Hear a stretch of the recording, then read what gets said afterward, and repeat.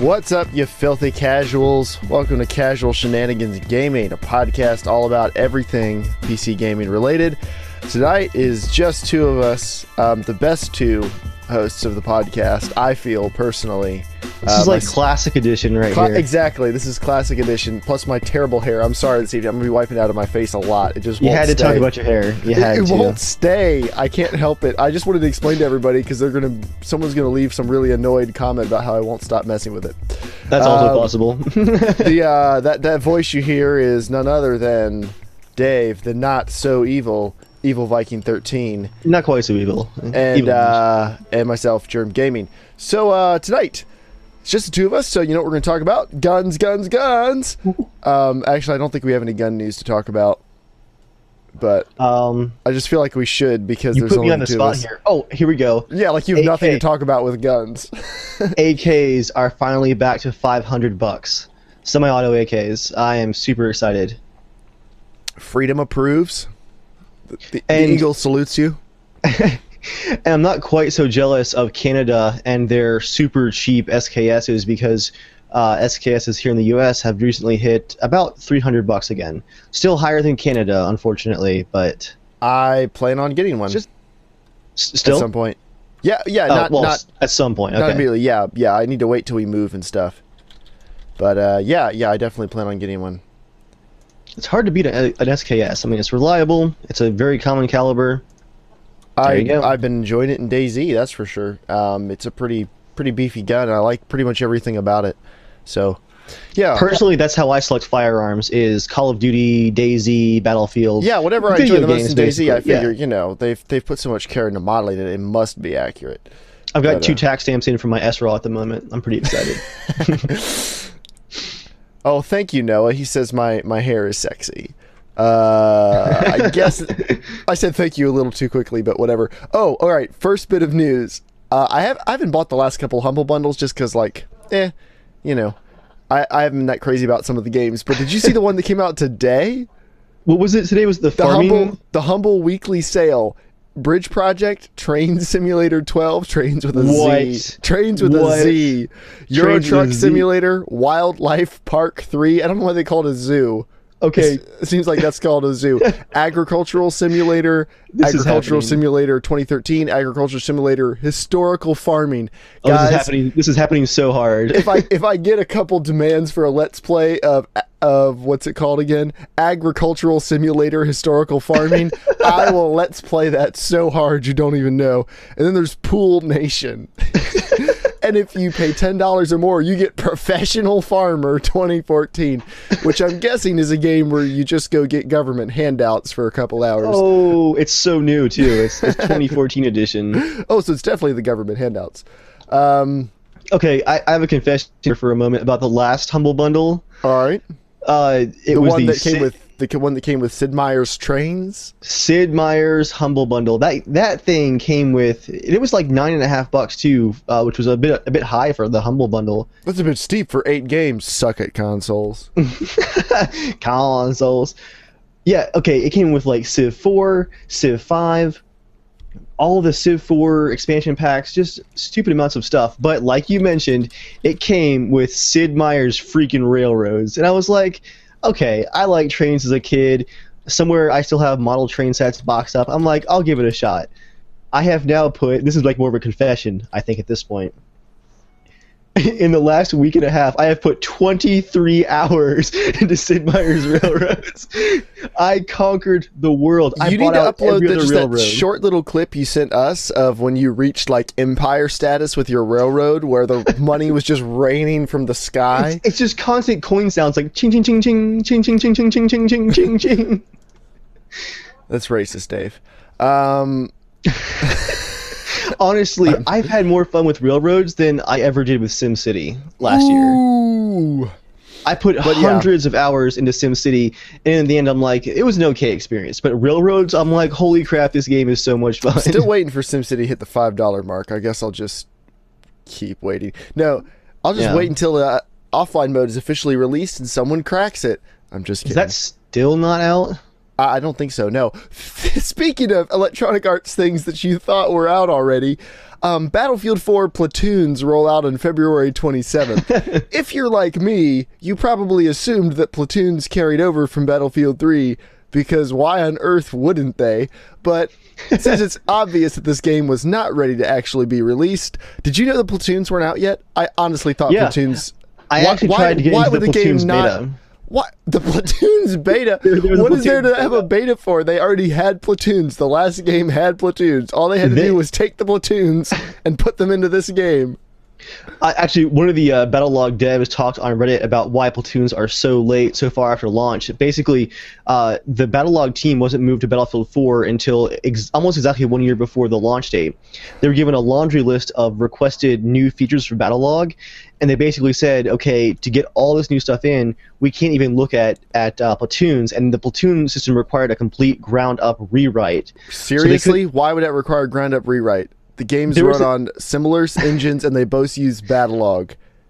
Yeah, well, Platoons I don't think are that deeply integrated, but there was basically an issue with how they had written the original version where it was going to be future-looking, it was going to be too intensive to maintain it, and they said, okay, if we're going to do it, we're going to do it right, we have to scrap it and redo it, but it's not a priority for launch. So yeah, that kind of sucked. And it is one of those things where you're like, why? Like, really, guys?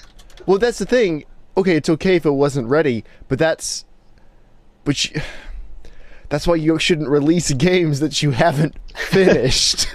It's like, oh, we can't have it done in time. All right, maybe we'll wait until next year and release the game once we've actually made the entire game. That's okay. We'll just release this core feature that people have been using for 2 years. We'll release that later, like 5 months later. And, it's gonna suck for the Battlelog devs too, because I'm sure they put extra effort into it, and they just launched this thing. From what I understand, like they finished developing it like a few weeks ago. So like many DICE things recently, it was barely tested, which is why there was like a Platoon quick beta test. And it's gonna be kind of sucky for them. Like they put all that work into it, and there's not much to show for it. It's just like Platoons are working again after 4 months. Well, like, there's some features. You can have a rank in your platoon. You can promote or demote members. That's cool. If 4 or more members are playing on the same server, they can rank up their platoon. Initially, there will only be 10 ranks, but DICE said there will be more because you need unlocks in your server browser clan system because there's not enough unlocks in the game. Don't let Joel hear that. Can I get a battle pack that gives me a promotion? I'd like that. I guess we're going to go ahead and make a Casual Shenanigans Gaming. I will link you to the CSG Battlelog page. Well, it's not out yet. Oh, wait, no, they rolled out today, actually. Oh, Jeremiah, I'm so far ahead of you. Okay. I don't spend a lot of time playing Battlefield, all right? Give me a break. But, yeah, I was just waiting for that platoon to come out. I was like, I am ready for this. Hey, everybody, if you join the platoon, we'll promote everybody. Everybody can be a general because that's how Battlefield treats you. Okay, well, this is probably a bad question to ask live on the air, but is it going to be public-facing or will it be private? Make it public-facing. Like, I'm going to play more than 10 hours of this game ever again. Invite everybody. Shots fired. Put everybody in. I don't care. All right, guys. Battlelog link incoming. Go in public. But actually join the Steam group for Casual Shenanigans Gaming. I care about that one. But yeah, I don't care about the Battlelog platoon. Invite everybody in. I have no standards. What I'll just do is I'll make it public, and then I'll make us like Super Excalibur General Triple X to the max. I want to be the president. We'll be awesome. If that's a rank. That's as high as the armed forces. It is in Railroad. It is in Railroads. Wait, you can be the president of America? Actually, depending on the scenario of France, Germany, Great Britain, it's pretty sweet. I retired as prime minister. Of what? It was France, I believe. Got that Why would you want swag. to be the prime minister of France? Because I had made billions of dollars in the railroad industry. Is that the best you could do? You couldn't buy some island to be the king? That's also true. Go in public. Rex Sauce, you're probably right. If DICE is like, hey, EA, we don't think we want to release. He said, Jerm, if DICE did that, EA would execute them on the spot for asking about releasing the game a year later. That's probably true, but at the same time, that's still what should have happened. But whatever.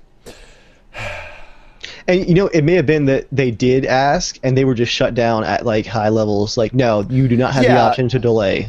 I complain about Battlefield, but again, to be fair, I'm sure there were people the whole time going, guys, this game is not ready to go. We either have to like scale down features or we have to not release it or something.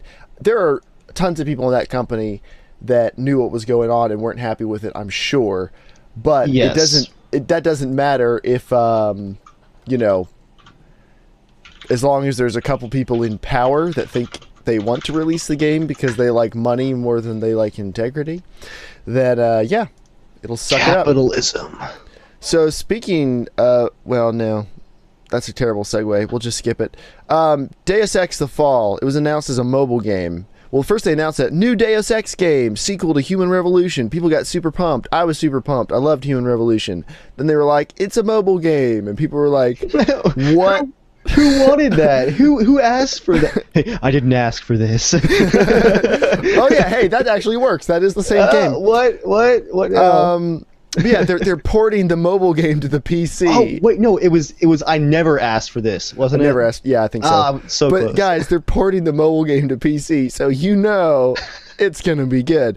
I hope it plays in like a little window. The game has been augmented, a little Deus Ex humor there, to support keyboard, mouse, and controllers, and they've removed the in-app purchase options. There'll be no in-app purchase options. There'll be 28 Steam achievements. There'll be Steam trading cards, a revised tutorial, optimization for keyboard and mouse. It's a port. It will release March 25th. It's only $10, so that's pretty good. $10 is nice. So I was worried it's gonna be a mobile game that they were gonna charge $60 for, or $50 for, but I can see it. Yeah, fortunately they have not done that. But okay, Tropico 5. That's a game I really like. I don't know how many other people do. The series has never been that popular. It's a good game. It's a nice game. I like it. Tropico 5 is coming out the second quarter of this year. And the beta registration is now open. Go to Calypso's website and join the beta. I've already signed up for it. I really hope I get in. If I don't get in and one of you wants to give me your key, that'd be nice. But yeah, the beta's opened and I'm really excited about that because I really like the game. Abuse of power. What? No. I'm just saying, if there's anyone out there who's like, I accidentally applied and then I didn't even want to play it. Exactly. You get what I'm saying. Oh yeah, abuse that power. Abuse it. Okay.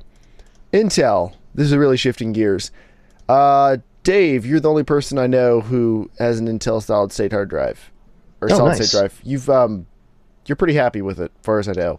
2 gens so far, yep. They have skipped a couple revision cycles. They have not even tried to keep up with everybody else. But they're coming out with the 730 series. They're using an Intel controller rather than SandForce, which they used to use. Yeah. They're going to release 2 drives in 240 gig and 480 gig capacities, sequential reads and writes of 550 and 470 megabyte per second. And their random 4K read and write performance is pretty awesome. Now, here's the thing that a lot of people don't know about solid state hard drives. They are actually, you don't honestly see a ton of real world improvement when you put them in RAID 0 most of the time. And that's because you can get your synthetic benchmarks will go off the roof, through the roof. Yeah, your synthetics go through the roof. But where solid state hard drives are mostly useful is not so much your synthetics, obviously, but it's your the random reads and writes of tiny little small files. That's why they do the 4K tests are so important. Most solid state hard drives kind of suck at that when you combine them. So what Intel is saying is they've actually optimized them for RAID 0. 2 of these drives in RAID 0, your writes will jump to 960 megabyte per second, and your reads will go to 1.073 gigs a second. Is that a record right there? It might be. And if you get 4 drives in RAID 0, you can hit over 1,500 megabytes per second. These drives are not going to be super cheap. But I expect not. But for the performance, they could be really awesome. And Intel never prices anything cheap. That's not their model, but it's worked well for them. Welcome, ScannerBarkly. Hi. Welcome to the podcast. I didn't want to say anything until I started recording my audio. Okay, well, thank you. I appreciate that. What's up, dude? So I was sitting here all silent. Did you have anything you wanted to chip in about the Battlefield 4 platoons? Because this news really took me by surprise, but apparently most other people were aware that those didn't exist yet. What, the platoons? Yeah, the fact that they didn't exist until today. Oh yeah, that's been known. I don't know how. I just assumed our Battlefield 3 platoon carried over. I never even thought to check. Nope. That has been a constant. Since I actually set up mine today, we're called the Packet Lost Privateers. I saw you tweet about that. That's really good. It's glorious. It's glorious. It's like I'm coming up with like a sea shanty almost about being Foursquare Corsairs and all this kind of shit. I feel like I get that reference. I want to find all of the platoons I can and just apply for everything I can find. Just a limit of 10. Out. A little bit of what? Limit of 10. No, that's dumb. Oh, I can only be in 10 different armies at the same time? That's right. That sucks. I've applied to one called MILF Hunter. Just the devs saw that today. That one. The devs saw that today. They're just like, well, all those months of hard work were worth it. We're just glad the fans feel appreciated. Yeah, so I guess this is part of their a player appreciation month. It's like, we appreciate you so much. We're going to give you back a feature you had for the last 2 years. Yeah, and we're going to put it behind a paywall because it's premium only. Which is fucking dumb. It's premium only? Yeah, it's premium only. No way. No premium, no platoon. Fuck you. I applied to join our platoon. I just applied to join it. Maybe it's just creating platoons or is premium only. Yeah. I think it is. I hope that's not the case, because I really want to be in the CSG platoon. Like, that's really going to tear me up if I can't be in it. You're in right now, actually. I just promoted you to leader. Wait, what are the ranks? You're now a leader. I don't know what that means. Yeah, there's founder and leader. That sounds like a very unmilitary designation there. Leader. Generic name. I'm a 3-star leader. Designation in North Korea. What? Oh, that's true. That's true. It's the ultimate. Yeah, is there a glorious leader option? I'd take that. I'm going to promote myself to great leader. Oh, man. That's good stuff. All right. Renegade X. Renegade X is what, like first-person Command and Conquer, right? Yeah, I played first and third. I never played it back in the day.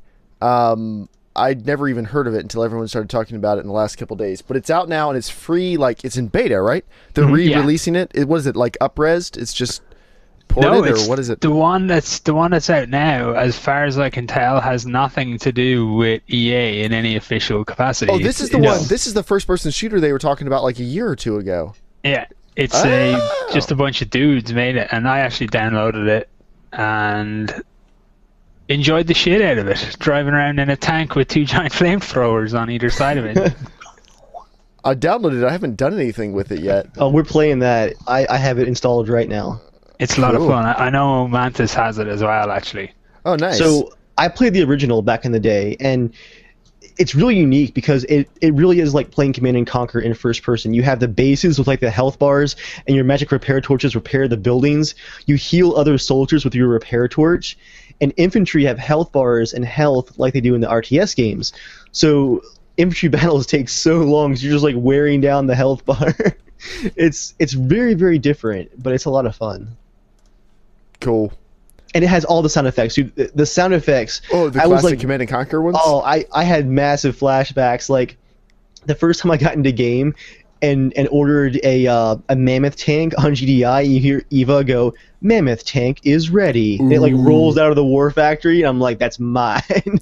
Now, so is this an officially sanctioned game, or is this really just a mod? I mean, how should we treat this? From what I remember, it started as a mod on the original same engine as the original Renegade. But that engine was built by Westwood in the late 90s, and it's actually the same engine that was used for Command & Conquer Generals. So, like, first-person wise, that was a pretty rough engine to be using. From what I understand, they dropped that all entirely and rebuilt the entire project in its UDK, Unreal. And I think they got official, like, thumbs up for it. Like, it was one of those, like, we can't sanction this, but we're not going to sue the pants off of you kind of things. Yeah, I think Maybe, it also goes hand in hand with we can't bring out another Command and Conquer game because we want to free to play or pay to win that shit, and everybody hated it. So yeah, do this. Keep the name alive until we figure out what we're going to do with the IP. That's what I was thinking, because they kind of like canceled their Command and Conquer free-to-play game, and then they said it's not canceled, and then we haven't heard anything about it for a couple months. So this might be their way of just like stoking the embers a little bit, so everyone's like, wow, Command and Conquer, this is surprisingly entertaining.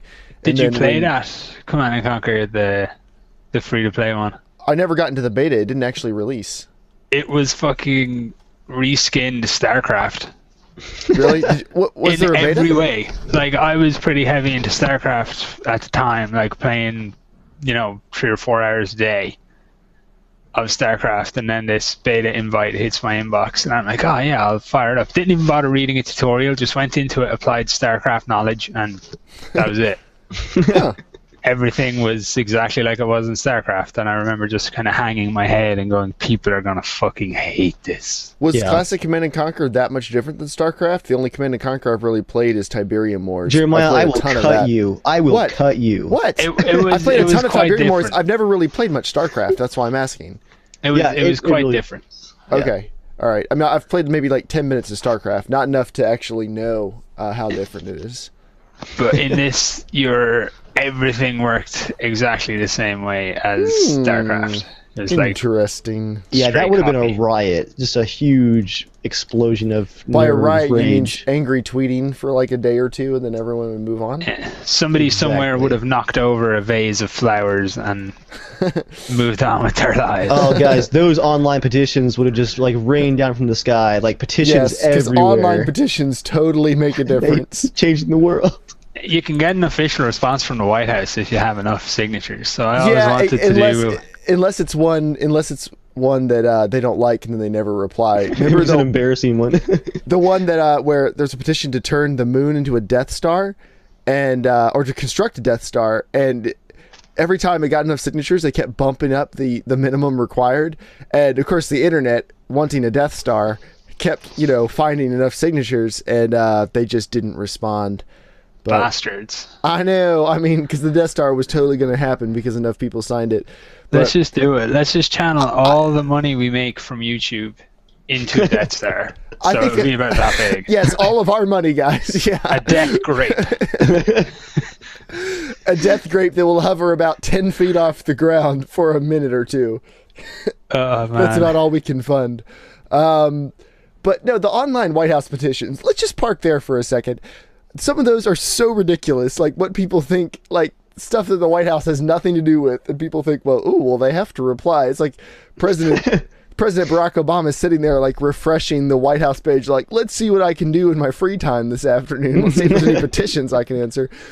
I like when he got reelected, there were a bunch of petitions. Oh, and when the Affordable Care Act passed, like, and was upheld for like the 40th time in court, there were a bunch of petitions states started to secede, or people in different states started them for like their particular state to secede from America, which was amusing. Like, if you want to secede, you don't ask permission from the federal government. Exactly. What are they gonna say?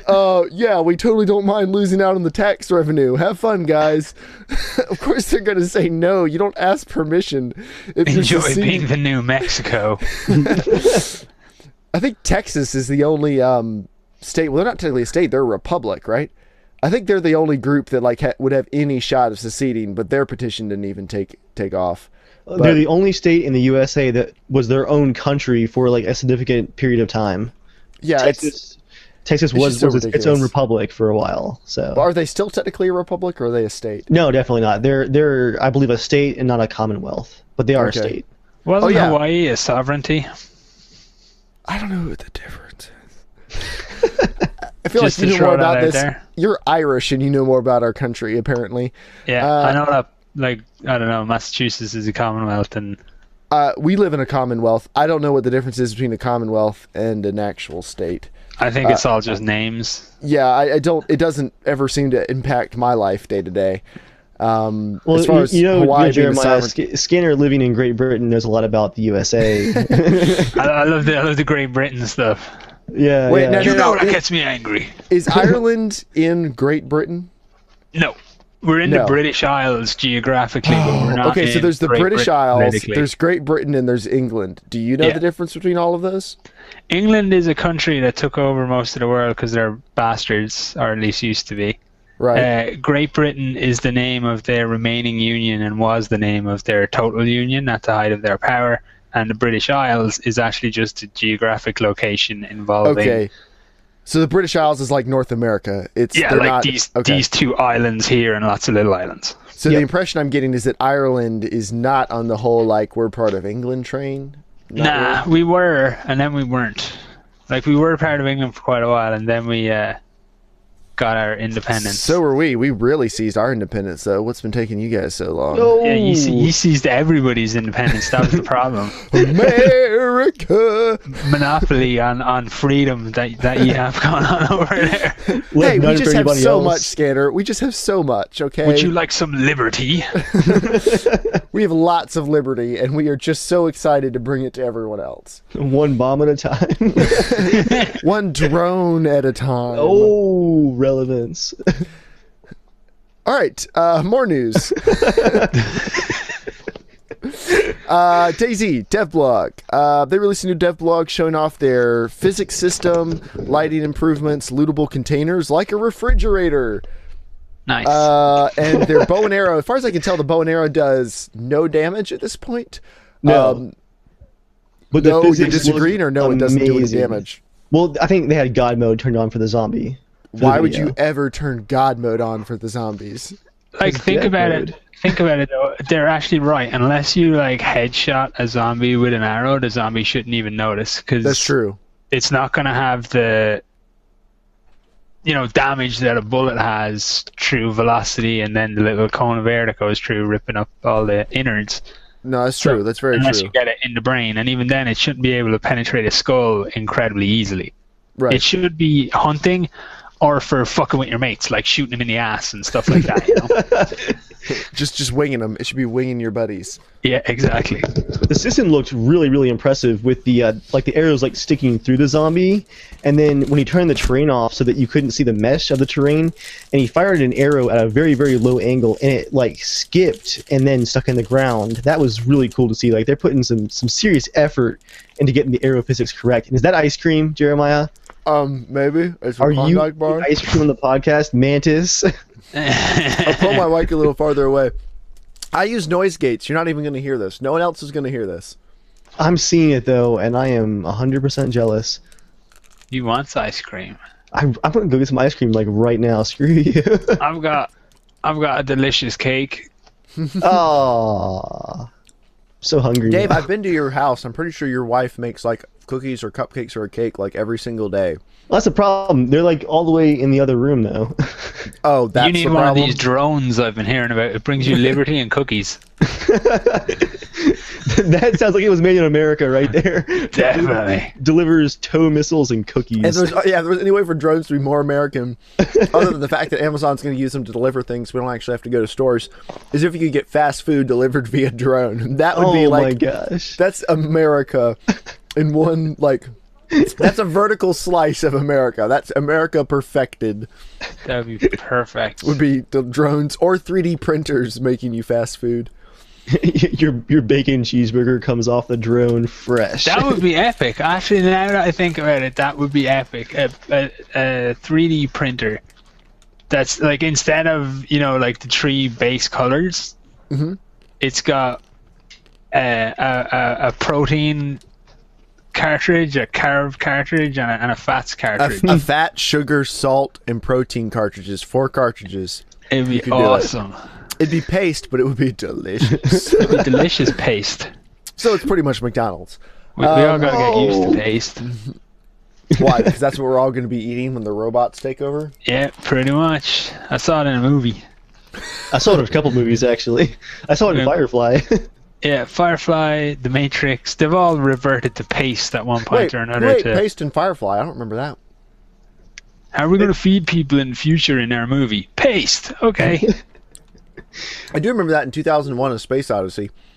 They were eating this nasty-looking paste. The Matrix one though, that looked awful. It was like a gray oatmeal-like material.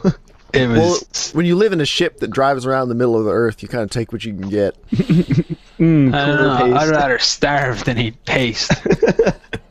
I'm like, just plug me back in. Fuck I want to get this. back to the steak. Oh man. I'd be the Judas of the future, basically. You betray everyone just so you can get plugged back into a nicer Dude, yeah, machine. just plug me back in. Maybe you can get a first floor incubation tank, you know? give me a nice view from my incubation tank and a nice place to live in instead of eating. I'd be happy out. Maybe, well, if they're plugging you into a new machine, maybe you can just ask to be like a billionaire, you know, new you. Yeah. I mean, is there any God. reason they can't? You know, if I woke up in the Matrix, someone unplugged me, and I was like, "Wait, guys, I was a billion. Can you just put that back in, please? Yeah. Thank you." I was You have extremely no happy. idea how rich I am in there. You have no idea who I am. You guys wake me up once we're all free, but until then, I think I'm contributing a lot more to Fantasyland.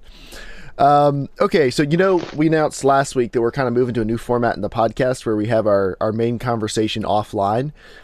We're actually going to be having that conversation tomorrow in the car on a road trip. I'm going to meet Joel and Dave.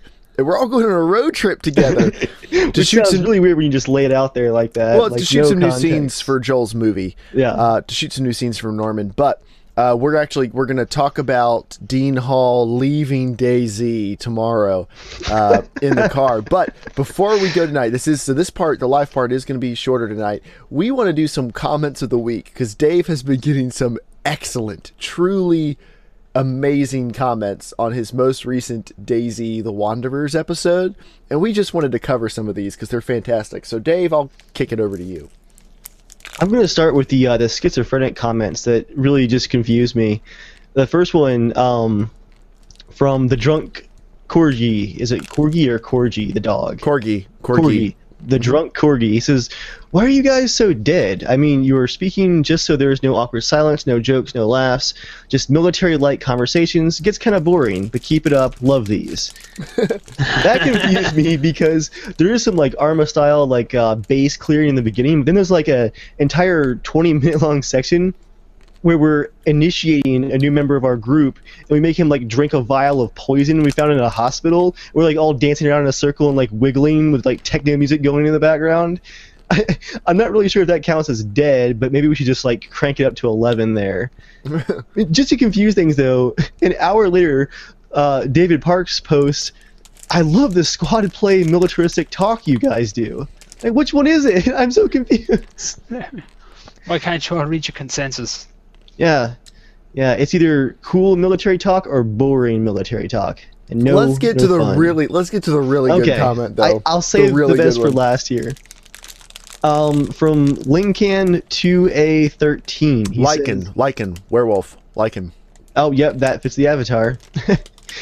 He says, "Jerm is annoying. Don't get why you have him in the series. He talks like he's in a library and has dickbag reasons for killing people." So that's today's, or I guess this week's Care Bear comment of the week. I feel like I want to explain a little bit. Okay. As far as me being annoying, I guess that's just my personality. I can't really help you on that. Stop being you. Cut it out. Be a different person. But the other stuff, why does he talk like he's in a library? For those of you who don't know, and a lot of Dave's viewers might not, I live in a camper currently. Hopefully only for like a couple more months, but I've been living in this for almost 2 years. Yeah, And guys, one of the that window dressing on his right is not by choice. yeah, actually, there is a window. This was bunk beds originally, and then I created a desk out of it, kind of. But because I live in a camper and I'm married, once my wife goes to sleep, she goes to sleep before I do on a lot of work nights because I work from home, so I can kind of go to sleep whenever. And Like a she has to be up slacker. at and she has to be up at a respectable time. When she's asleep, I try to be quiet and stuff so she can go to sleep because it's a camper, so she's never farther than like 20 feet away from me. And it's pretty much all one room. So I try to be quiet for that reason. And that's why sometimes in some of the DayZ episodes, that's why it sounds like I'm in a library. And then as far as me having dickbag reasons for killing people, okay. that guy, Dave backed me up on this. I don't normally just mow down everyone we meet. That guy really was just like, hey, I've never shot a Mosin before. I want to shoot somebody with this. There's a dude. I'll shoot him. And also, to be fair, he was following us. Like, we had met him, and he was, like, lagging around. So I'm like, all right, dude, just move on. Like, we're going to go this way. You go your way. And we had gone around the corner into the next building. And you watch for a minute, and about 30 seconds later, he, like, creeps around the corner following us. So that was a little weird. Not maybe murder weird, but... But yeah, for anyone actually wondering, and I'm assuming most people don't really care one way or the other. And that's the great part, too, is if you watch any of our other videos, we have entire episodes where we have, like, armed confrontations with, like, other groups or other survivors, and we'll go, like, 2 or 3 episodes with, like, killing nobody. And most of our kills, I would say, like, 80% of our kills so far in a standalone were after we're already engaged. Like, someone else engages us. So if you were watching this series at all, is this our first murder, actually, in the series? No, we killed somebody the very first night. We murdered that dude for his food. Yeah. Well, that wasn't in the Wanderer series, though. That was just like the second video. So yeah, this is the first murder here in episode 12 of the entire series. So basically, Jeremiah is a horrible person and should probably just kill himself. Yes. Well, hey, upvote for Jeremiah killing himself. we hit 2,000 likes, guys. I'll totally do it. Retweet. Now, Scanner, before we go, I know you've been playing a lot of Banished. Yes. I've been very interested in Banished. Could you give us, like, the 2-minute rundown on Banished? Real quick? After I offer this to the comments of the week. Okay.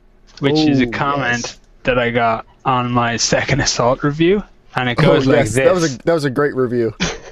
Scanner, do you really have to have ever map with nothing good and even? What the fuck, dude? End. So there's that.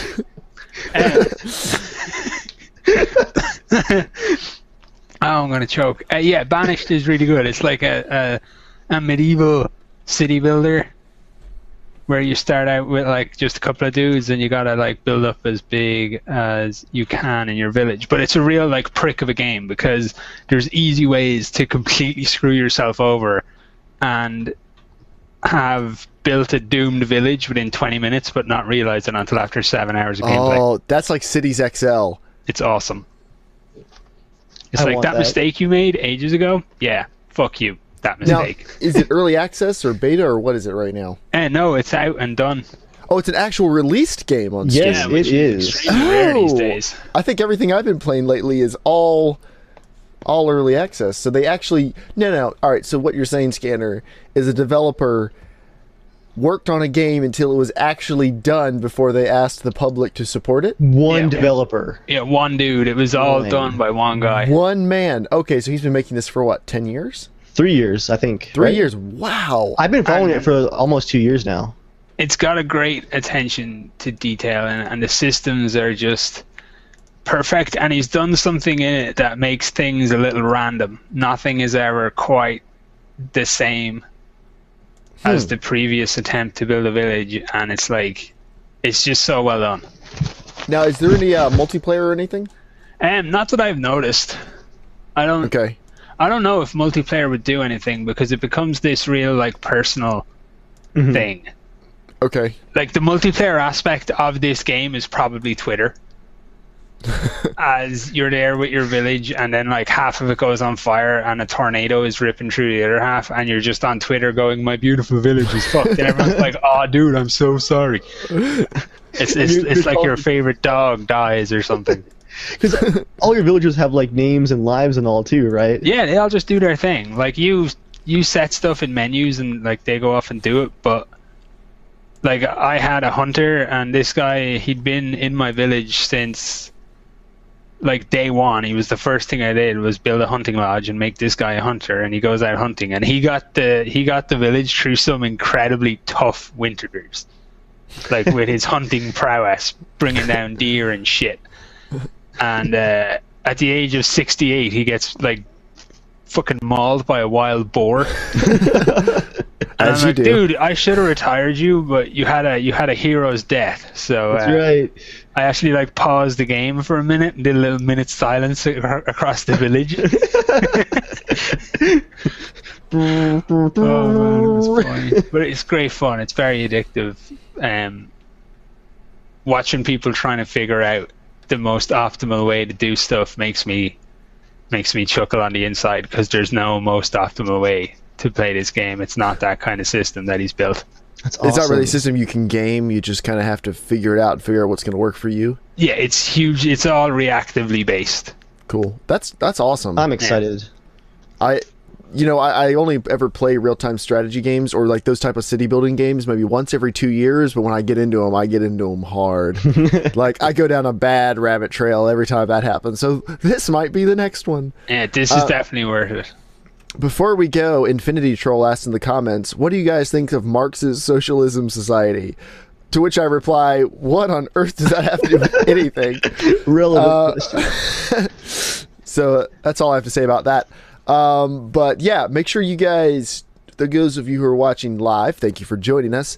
And make sure you come in back to our channels in a couple days so you can listen to the final version, assuming that the audio we're going to record with a portable recorder in a car going down the interstate. We're going to assume that audio is going to work out. But yeah, assuming that works out, come back to the channel and listen to our thoughts on Dean Hall leaving the DayZ team. Betrayal. Yes, in a couple days from now. But yeah, so right now I'm kind of ending it, but we're really just transitioning to that part, which I may or may not cut off this. We'll see. If you're hearing this after the fact, I forgot to cut it all out, and so I'm sorry. But yeah, with that, guys, we will turn it over to us in the car. Okay, so as you can see, we are not actually in the car. We recorded a podcast in the car, kind of. It'll be a casual conversation. If you hear it, if we ever release it, it's very long. We really just recorded us driving here today For 6 hours. It's only gonna be about 4 hours, though. We're gonna trim down to the best parts, 4 hours of the best parts. So yeah, but now we are going to talk about the main topic, which is Dean Hall is leaving DayZ. What? Or is he? What? Discuss. Yes, he is. What are the details, Dave? What did he say? Let's make sure we say that. Let's back up For those that haven't heard exactly what's going on. In June 2013, in an interview with PC Gamer, Dean Hall detailed the process of developing the DayZ Alpha and talked about the fact that he is planning what comes next after DayZ. His position at Bohemia Interactive was originally a contract position for Arma 3. Then when the mod exploded, he agreed to sell Bohemia the rights to DayZ to stay on and kind of guide the project in its initial stages to make sure that it stayed true to his initial concepts for the game. Even last year, though, he was very clear that once the game got to the point where it is feature complete and what's left is polishing, bug fixing, performance increases, all that kind of stuff, he was going to go ahead and take his leave, and he was expecting that to be at the end of 2013, as of last year.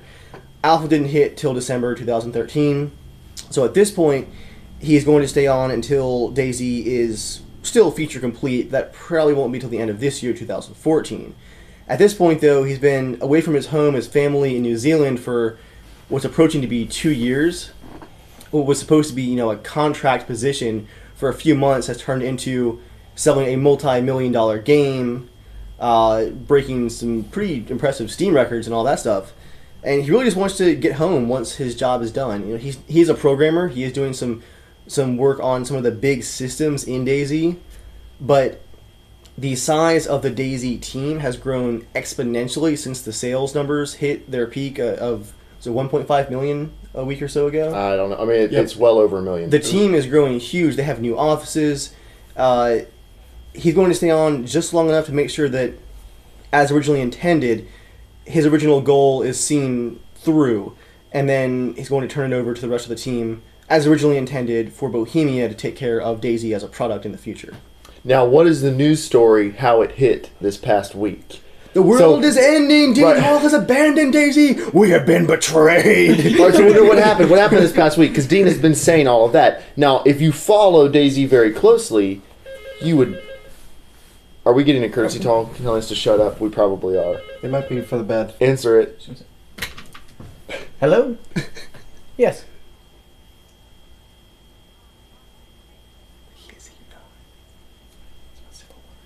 Okay. Give me 1 second. I'm ready. You said 803? 942 I'm not cutting this out. 5455. Is the phone number? You might want to censor that part. Make a note to censor the phone number. Beep. What was that, James? I don't know. Dying gasp. Too much Shamrock? We're 9 I didn't have And that's for Shamrock. Jerry I like Chester, Shamrock. right? Hey. Thank you so much. I appreciate it. Art is happening. You too. Have a great night. Bye. So, That would mean my lady caller. do you want me to censor this part so you can tell us what's going on, or can we just wait till later and talk about it afterwards? I don't care. Okay, we'll talk about it afterwards. So, what happened this week? If you've been following DayZ's development, you would know most of that stuff about Dean Hall and everything. But most people have not been following development that closely. Honestly, I probably haven't even been following that closely. I get most of that information from Dave. You know, I follow the development of the game, but I'm not reading like every scrap of information I can find about it. I'm a fan. And this is not all on his blog too. This is No, this is just which you would not have an to official. You would like, have thread. you would have to follow all the interviews he gives. I mean, you'd have to really pay attention to the story to know all of that information. Originally in the PC Gamer interview last June, but it has been in several interviews, even last summer. Yeah. No, but it is very old information. I'm just saying that if you were following DayZ only and you just follow through the website Right. or You through wouldn't really- official you wouldn't channels, necessarily get you might that. not True. see all this. So what happened this week was he did an interview with somebody. I didn't forget. Eurogamer. Eurogamer. Yeah. Okay, and this is one of the things I hate the most about the conventional news cycle and a lot of things online is the concept of clickbait. Clickbaiting is when you take something that isn't necessarily that exciting and you put on a misleading title or image or something to want people to click on it to get ad revenue or views, and it's something that people would not ordinarily click on if you did not have this misleading information. Like the Best Vines videos where the thumbnail image is always like some woman in a bikini, or the Best Trolls and Lulz videos where there's just like images of weed and stuff on it, which doesn't make any sense. I mean, there's tons of things like that. And then there are, now that's like the YouTube trashy side of it, but then there are news organizations that say things like, you know, cops gun a man down, yada, yada, yada, and like they conveniently leave out the part of that's the headline, and then they leave out the part of the story where like someone went on this crazy rampage through town and was like killing bunches of people and the cops finally stopped them. Or they'll say, like, if Fox News during election season might run something that said, like, how can that, Democrats losing faith in Obama because his poll numbers dipped 0.25% or something. how Like, can that even be legal? Like, I don't even understand how that can pass. None of it's untrue. yeah, it's not that it's untrue. It's that it's out of context. It's taking the most sensationalist slice of the information and presenting it like that is the overall arc of the story, Well, I mean, even if that's not always true. Sometimes those titles are accurate, but a lot of the time they're sensationalized. So what happened with this was this journalist knew, most people would not know the complete Dean Hall story. They just know about DayZ, and they've probably heard of Dean Hall as the creator, right? So he posted, Dean Hall is leaving DayZ. So that's like, you know, we had a title also like that this past week, Irrational Games laying off all of its workers. That is actually happening like now, you know, so that's a real thing. Dean Hall leaving DayZ, what it should say to be accurate is Dean Hall, as he has said for over a year and a half, will be leaving DayZ once the game is complete in a year or so. Like that, like it's not a sensationalist title. Maybe if you didn't know about it, you can still be upset about it. But it's not, but they make it sound like Dean Hall handed in his 2 weeks notice and is gone from this project. And so that's kind of my issue with it. And a lot of other people online, you know, they were worried about that because that's kind of what the title implies because there's not context.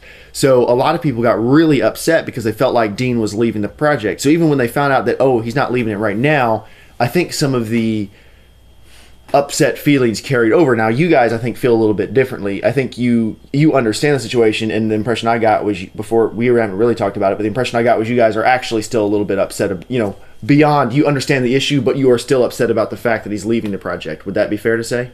Yeah. Okay, so we've kind of presented, like, would you say that's a fair assessment of the news story as it unfolded this week? Okay, Although it leads out some of the things that they also include in the article that. like what? I'm not Such trying to leave as- anything out. Well, number one, the language of calling it. He did say, okay, yeah, that what he said. He didn't just, he said DayZ has been like a flawed concept from the right. beginning, and he wants to move on to try. He kind of implies he's got other ideas for games, and DayZ is never going to be what he wants it to be. I think he said that. Like, he knows he'll never be able to get DayZ to his perfect ideal of a game, so he's going to leave it in the hands of Bohemia, who owns it, and he's going to move on to try some of his other ideas once DayZ is feature complete, supposedly. Am I forgetting any other part of it? Okay, so James, would you mind starting us off here? Well, the problems I have, number one, from Okay. a marketing standpoint, your game just comes into alpha. It actually gets released as a standalone. Right. And the person who is the lead developer, the person who's this is their brainchild. You know, I understand that he had planned to leave. Probably not the best time to announce it. Number one, you could wait, honestly, until you're getting closer to that point Yeah. and say, I've done all I think I can do. I've given all that I think I can give out of my talents. I'm going to now leave it in their hands.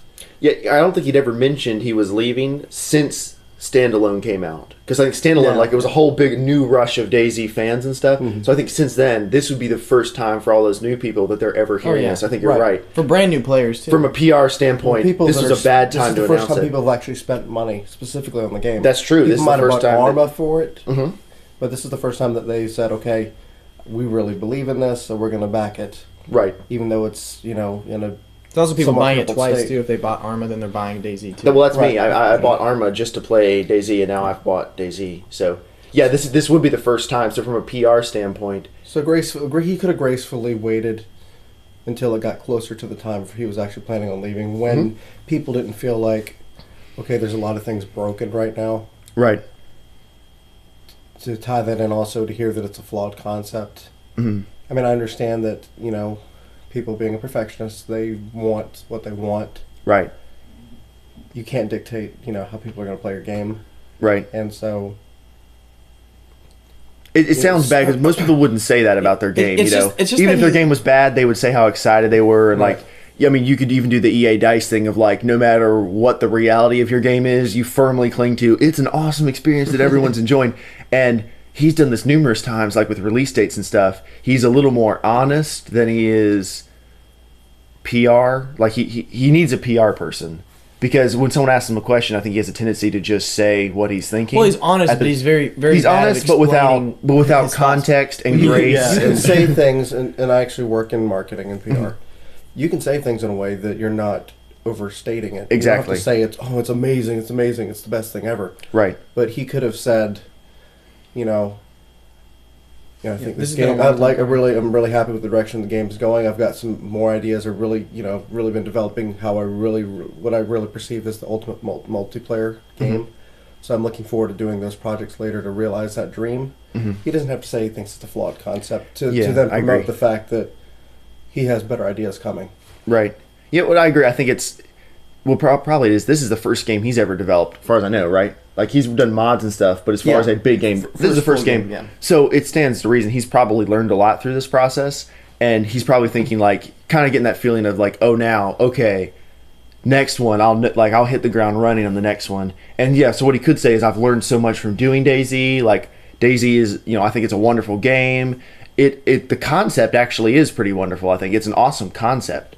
And then he could say, I don't think I'll ever be able to take it to the ultimate of what I'd want it to be, but I'm taking what I've learned from it, and I've got new ideas. I can apply everything I've learned from DayZ too. I think people would be like, okay, well, that makes sense. He doesn't even have to put it on himself, though. No, he If doesn't. he doesn't feel that it's amazing, he can say, the players, we got a lot of good feedback from the players. 1.5 million sold. I mean, that's just more than we ever imagined. Right. And then talk about what his future plans No, are. he could. Yeah, he doesn't even have to say what he thinks about the game because the numbers kind of speak for themselves. Right. I mean, he's got enough people that would defend him. He doesn't have to say anything. There's enough people who love DayZ that he could just say, this is my plan. I'm going to be Speak to leaving Dave, the other he stuff. knows. Yeah, and he could say that, and then people would be backing him up right and left. Right. He doesn't even have to defend And I it. think Joel called it too. Is that Dean is honest to a fault. He speaks what he's thinking, even when it's about his own product that people are really invested in right now. And his comment about DayZ being a flawed concept is a kind of a throwback to his original concept for the game being a survival simulator inspired directly by his military training, where he was surviving in those woods in New Zealand for so long. And how he envisioned it was that the zombies were just like a small part of it, and that everyone would be like working together. And what it's become is something different, something still very, very good, I think. But he wants to go back, I think, to that original concept, rework it, add new technology, go in different directions, and keep improving on what he wants to basically create as his ideal game. But he still can't dictate what the players actually do. Well, Exactly. I think that And might that's kind of that the might G- be why he feels like it's flawed, is because he had this idea of what it was going to be. That people were going to be. But then when more you dump about hundreds of survival thousands of people into it, they're going to play it however they see fit, and what it's turned into is a competitive multiplayer. Survival simulator. Yeah. It's competitive. It's so competitive. cooperative. It's not cooperative. Yeah. There is It is literally more of like a Hunger Games simulator. than it Exactly. is. you only cooperate with people who you can cheat. We cheat by talking to each other on TeamSpeak. Like, you only communicate with people that you already trust and want to work with. Yeah, it's not cheating. It's trust. You have It's established trust. Right. But except for when Joel's playing. No, Then I it mean, gets a but it little is shaky. cheating, and if we tried playing the game where we could only speak via in game, it'd be a lot harder. And Yeah. you know, I mean, you'd probably be a little bit more. You'd be wary of other players, but you'd probably be. You'd probably want to group up with more people because More random once to- you to find find someone, friends. you're the only person you can talk with. Yeah, that's We're true. really using it like TeamSpeak. It is completely cheating in the game. But it's a game. Yeah, so and it's not like it's still a game, but I think I think his whatever next concept it is, it might not be a game where you can really truly do multiplayer and make it so that people only can work together. You know, like it might be something where it's just a single player game where it's all about survival. It'd be really hardcore, but since you have no one else, you're not instantly trying to stab someone else or something else. Right. So would you agree, James, the main problem with like this aspect of it was the same problem he's had for a year and a half is Dean Hall needs a publicist who handles statements and things like that. Like he needs to be. It was different when he was making needs a to double mod. check it. When he was making a mod and people were interviewing him about this mod he was making, he can say whatever he wants. Who cares? But now he is the developer of a game that has sold better than a whole lot of AAA games in the past couple years. Like he's not some modder working out of his basement or something. Like he is the project lead for one of the most talked about, hyped games of the past several years. Like from a business standpoint, he really needs a publicist helping him convey the right image to the gaming world. Well, it's part of it, but the other part is if his heart wasn't in seeing this through to the end, he probably should have gotten out before the standalone. But do you think it isn't in seeing it through the I don't end? know. Well, I mean, he's Because going if he's waiting until it's feature complete, at that point, well, how much longer should he stay after feature that? complete is whatever he decides is feature complete. That's true. That is very true. Because I mean, we have no promise of what feature complete means. And he didn't say that it will officially be beta, and what beta means is we'll have Right. the X, Y, and Z. Yeah, there's a loose roadmap on Bohemia's website right now, but that's actually outdated now. But that It's can just change. They change it all the time. Well, the official roadmap's supposed to be out in the next few weeks, and it might have been better to actually wait till that was out before announcing this. Like, hey guys, here's the roadmap. Here's what you're getting for your investment. Right. I'm dedicated for this list. I'm excited about this list. But after that's done, I'm going to move on to the next thing for me. Yeah, that's a problem with actually Steam Early Access in general, is any developer could release a really buggy alpha, get a bunch of money because it's a cool idea, and then they could say, ooh, all right, I'm ready to cash out and move on. Release a patch to fix the worst of the bugs, say, like, this game's done, Yeah. I'm done, and move on. You may And- be screwed for the next project, but you made a bunch for this one. Right, and you really have no recourse because you bought an early access game, and the deal with War early Z, access. anybody? Yeah, Infestation exactly. Survivor That's Stories? exactly what happened with the War Z. Was they said, "Hey, here's our cool idea. Give us your money." Yeah, there's Lots vehicles coming, Yeah, there's all there's- this stuff coming. People gave them their money. They got into trouble, and game ended. And that could Dean, like, if he feels the itch to go home earlier, right? I mean, he could decide it's feature complete early. I mean, I don't see them just going to the War Z route and just No, I don't think so. screwing everybody over. But I don't know much about Bohemia's past, but they could say, we really want to get this on the shelves. We really want to get this. That's never really been them, actually, in a bad way. Yeah. Well, But they're I more- mean, for the average person listening, Yeah. they have no idea. It could be something. Bohemia's like that. traditional. You'll never feel like, am I actually getting the game that Dean wanted to try That's to true. make? You know? Which you're going to doubt more because he kind of said that you're never going to. Yeah. Is you're gonna, you know. Well, yeah. I just always thought, even from the start, like Rocket seemed like a nice guy, but he didn't seem like he had many people around him that would help sharpen his ideas. Well, Bohemia's never been good at PR either. That's the problem. Yeah, Like, well, yeah, the way Arma sells. I mean, like from the graphic design, from their trailers, from promos. they've been in their own little niche, and the people who liked them didn't care. But DayZ thrust them into a whole new spotlight. Yeah, I mean, they honestly it's not just a straight niche game. It's more of a right. They weren't expecting game. it. They probably weren't ready for it. They let him do most of the PR work. Like, I mean, you can even see by looking at Arma 3 before they released it. They were doing like streams of some of the weapons and stuff, and it's really them just sitting down in front of a computer at their office. Like a couple guys wheel over desk chairs. They sit in front of the computer like, "Hey guys, let's hop in here," and like they're just flying a jet around talking about, "Oh, what's that over there? Oh, that's yada yada," and like it's so not planned. It's just how they do stuff, and that's the same thing Dean would do with the. And it probably would have worked because they didn't have many players for just regular Arma 2. You know, there was not a huge, massive where everyone's hardcore. It didn't matter. But this, it's hardcore. You got a lot of different people playing. Yeah. I actually have some comments here from Dean himself that he's been posting to Reddit in response to the story to kind of clarify what he was quoted as saying in the article, because some of the quotes, just taking at face value, are a bit cold, maybe, and disappointing to some people. Actually, one random comment that I scrolled past right here that I hadn't even thought of, he actually has some upcoming visa issues because of his original short-term stay in the Czech Republic. Like, he was not planning on being there this long, but this comment right here, he's talking about that comment about DayZ being a flawed concept. And he says, "I look back on the basic design of DayZ," and that's not talking about what we're seeing here in Alpha. We're talking about when he sat down to make the mod, what he envisioned for the mod, the core concepts. "I can quite clearly identify some core aspects of that if changed and mastered could improve the experience. But Alpha is not the time to be changing such core fundamentals of the game, but there are things you remember and discuss with people to see if they're solvable in the future." At this point, he thinks that the game as it is here in Alpha is kind of going in a direction that's good, but just different from what he had envisioned. So I think Alpha's kind of the best time to do that. Well, that's what you wondered. Like Alpha, that's probably got to be pre-alpha, my understanding, because the term but alpha they didn't is really a have little a loose. pre-alpha. I That's mean, they went straight from the pre-alpha was to, the mod. The mod was the proof of concept. Right, but if they didn't do it then, if you know, I think they didn't do it. I think then. probably I'm guessing his and main. that's when Bohemia wasn't. I wonder if he just got That's really right. scared that people are not going to like it if he goes his route, and so he just kept it because there's too many people that already like it I that think way. his main mess up was. You guys correct me if you think I'm wrong.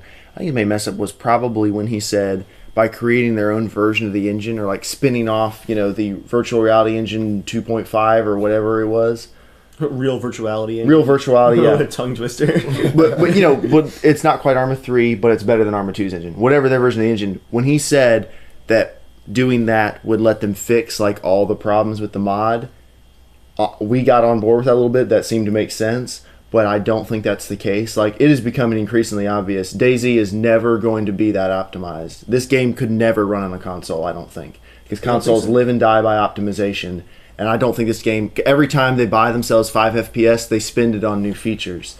And that's okay if that's what they want to do. Yeah. But the game, I don't think it's ever going to be a buttery smooth game. I don't think the movement controls can ever be awesome. And I think Dean is starting to see this stuff now, even if they're like ripping out a bunch of the Arma stuff they don't need and starting from the ground up on some of it.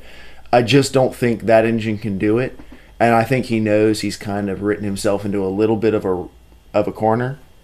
If that's the case, then that makes the statement of, But then, concept even worse because the people just invested a lot of money.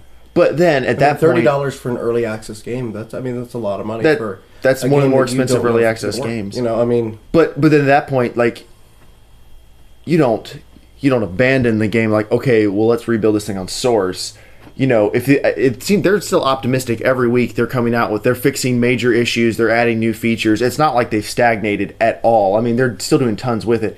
So maybe they feel like, we're still going to have issues with this, but we think we can really make something that's worth it. So let's keep going. If the game is still a year and a half out from release or a year from release, most games really suck a year before release. I mean, it's weird. It's very abnormal that we're playing the game this far from release. Wouldn't you say? I mean, I mean, think Well, about what most if it was AAA a standard games. game, but except that But it's not a standard game. I mean, You can't really it's already compare ripped it. from the engine that was already I mean, working. that's That's the an thing. insanely long alpha It is. for mass public consumption. It's And I not- think it's because there's never been a game quite like it. I think they're trying to see how far they can go with it. Like, I think if they could keep performance okay and keep stability okay and stuff, if all other things not being an issue, I think they probably would never stop adding features.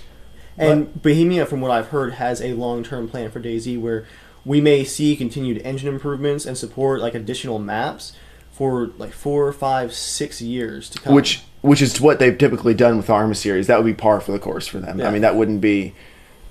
because their games kind of always have a steady trickle of sales. They never get the big giant numbers that just die out. Their fans are people, who gradually attract other people. It's a very slow process for Now them. we'll get better optimization than Arma 2 and Arma 3 combined. Actually, yeah, Joel, I was going to say, I'm going to make a prediction in here that I don't think Jeremiah is 100% correct. Okay. I don't think that I would love to be wrong. I don't think that DayZ is ever going to be as smooth as, say, Battlefield 3 was at the end of its life cycle.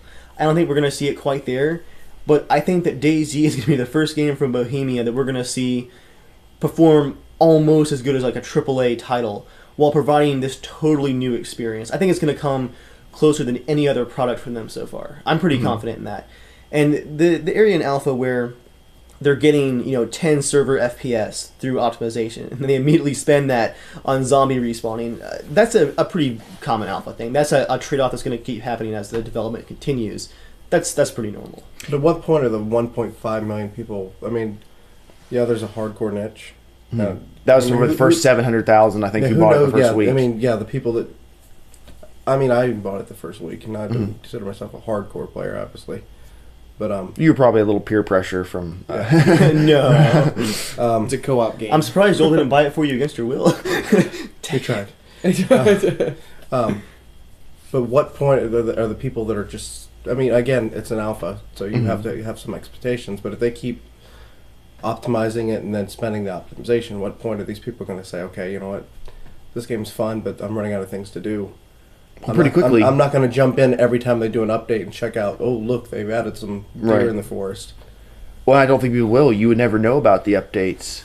Yeah. Like, you would never know what the changes were unless you're really following development. I guarantee you 1.5 million people are not following development. Even though closely. the Steam does at least... Something that I would think would be really important for them to do is, as soon as the loading screen goes up, they have, like most games now, or some sort of news section that shows what's new in the game. That would be cool. I don't know why they're like Left 4 Dead 2 does that. Like the Tumblr page, the blog they posted today about what's coming up in the next experimental patch, had that in a window next to your character on the main screen. I mean, because it's an Maybe it MMO is coming now, up pretty then. much. the it's Tumblr page, yeah. It's a persistent thing. I mean, like Star Wars, Well, Knights of the Old actually- Republic, all those things. Like when you log in, it shows news, the latest updates, whatever. And you can click on the patch notes.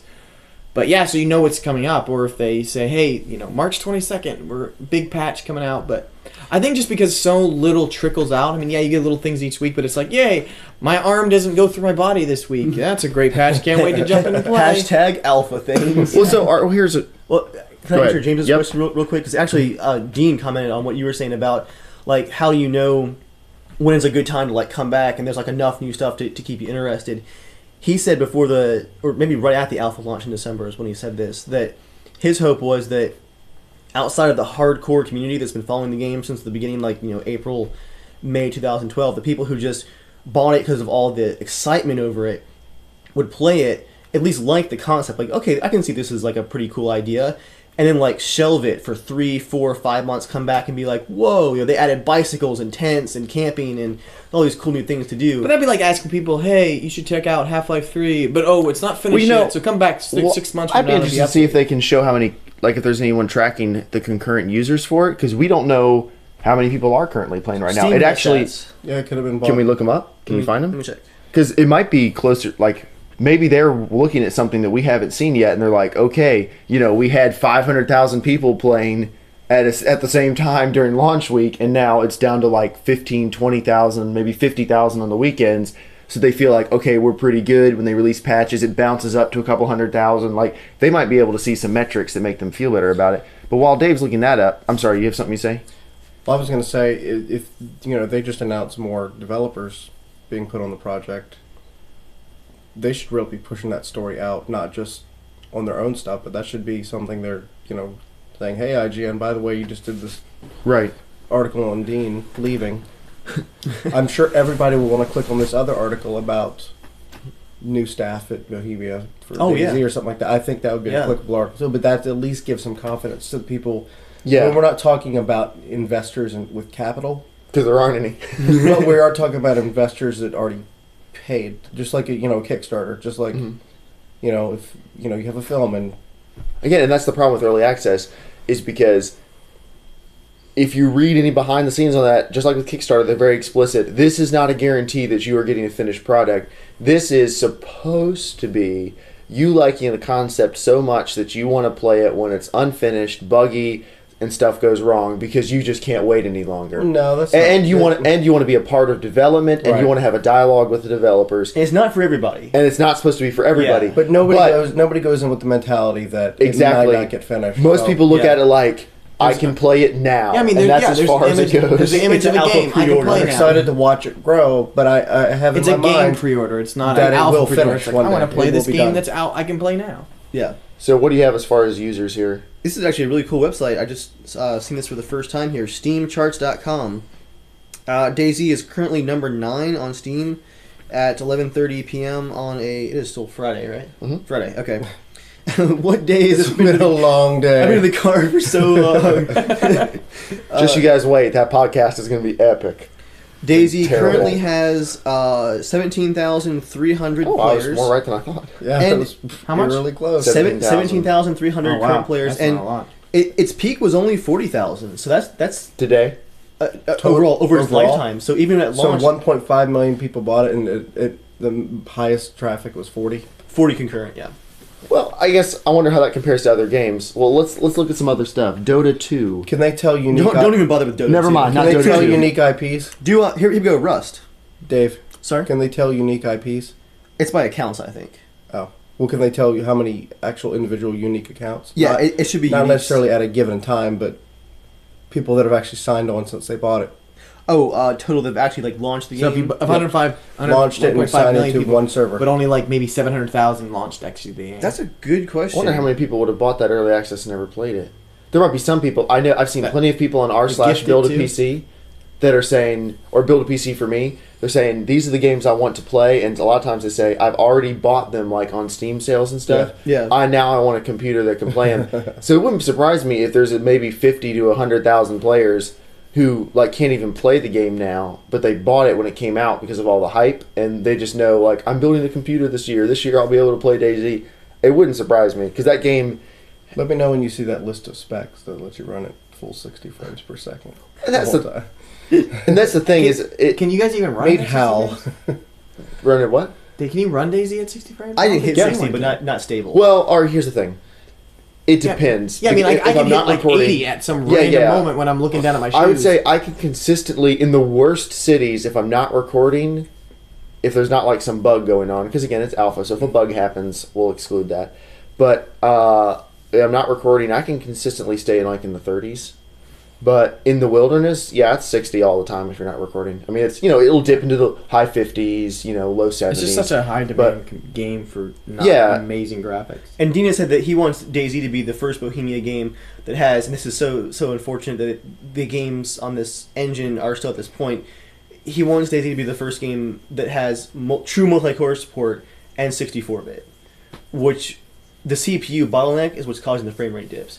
If you look at your graphics card usage, the game is not GPU intensive, even with all the new textures and new items and stuff like that. It's the world objects that crush the CPU. And right now here in Alpha, they're not focusing on optimization. They're focusing on new content, new features. So they're cramming the map full of new objects. And so the performance, every time they get a gain in performance, they're filling it full of new features. And that's going to continue until right before beta. And right when beta hits, that's when the optimization stage begins. Which is totally Truly. normal, but the thing is, you just never play most games when they're in those stages. Yeah. It's only abnormal in that they're letting you play it. Yeah, this is when something it's where I broken. think I wish they would have just waited another 6 months to release it. I think they were Or even, probably. I guess, I think 7 they were months. probably worried that the fever would die off. I'm glad they didn't. There's issues with doing it, how they've done it, but this has been a pretty successful alpha.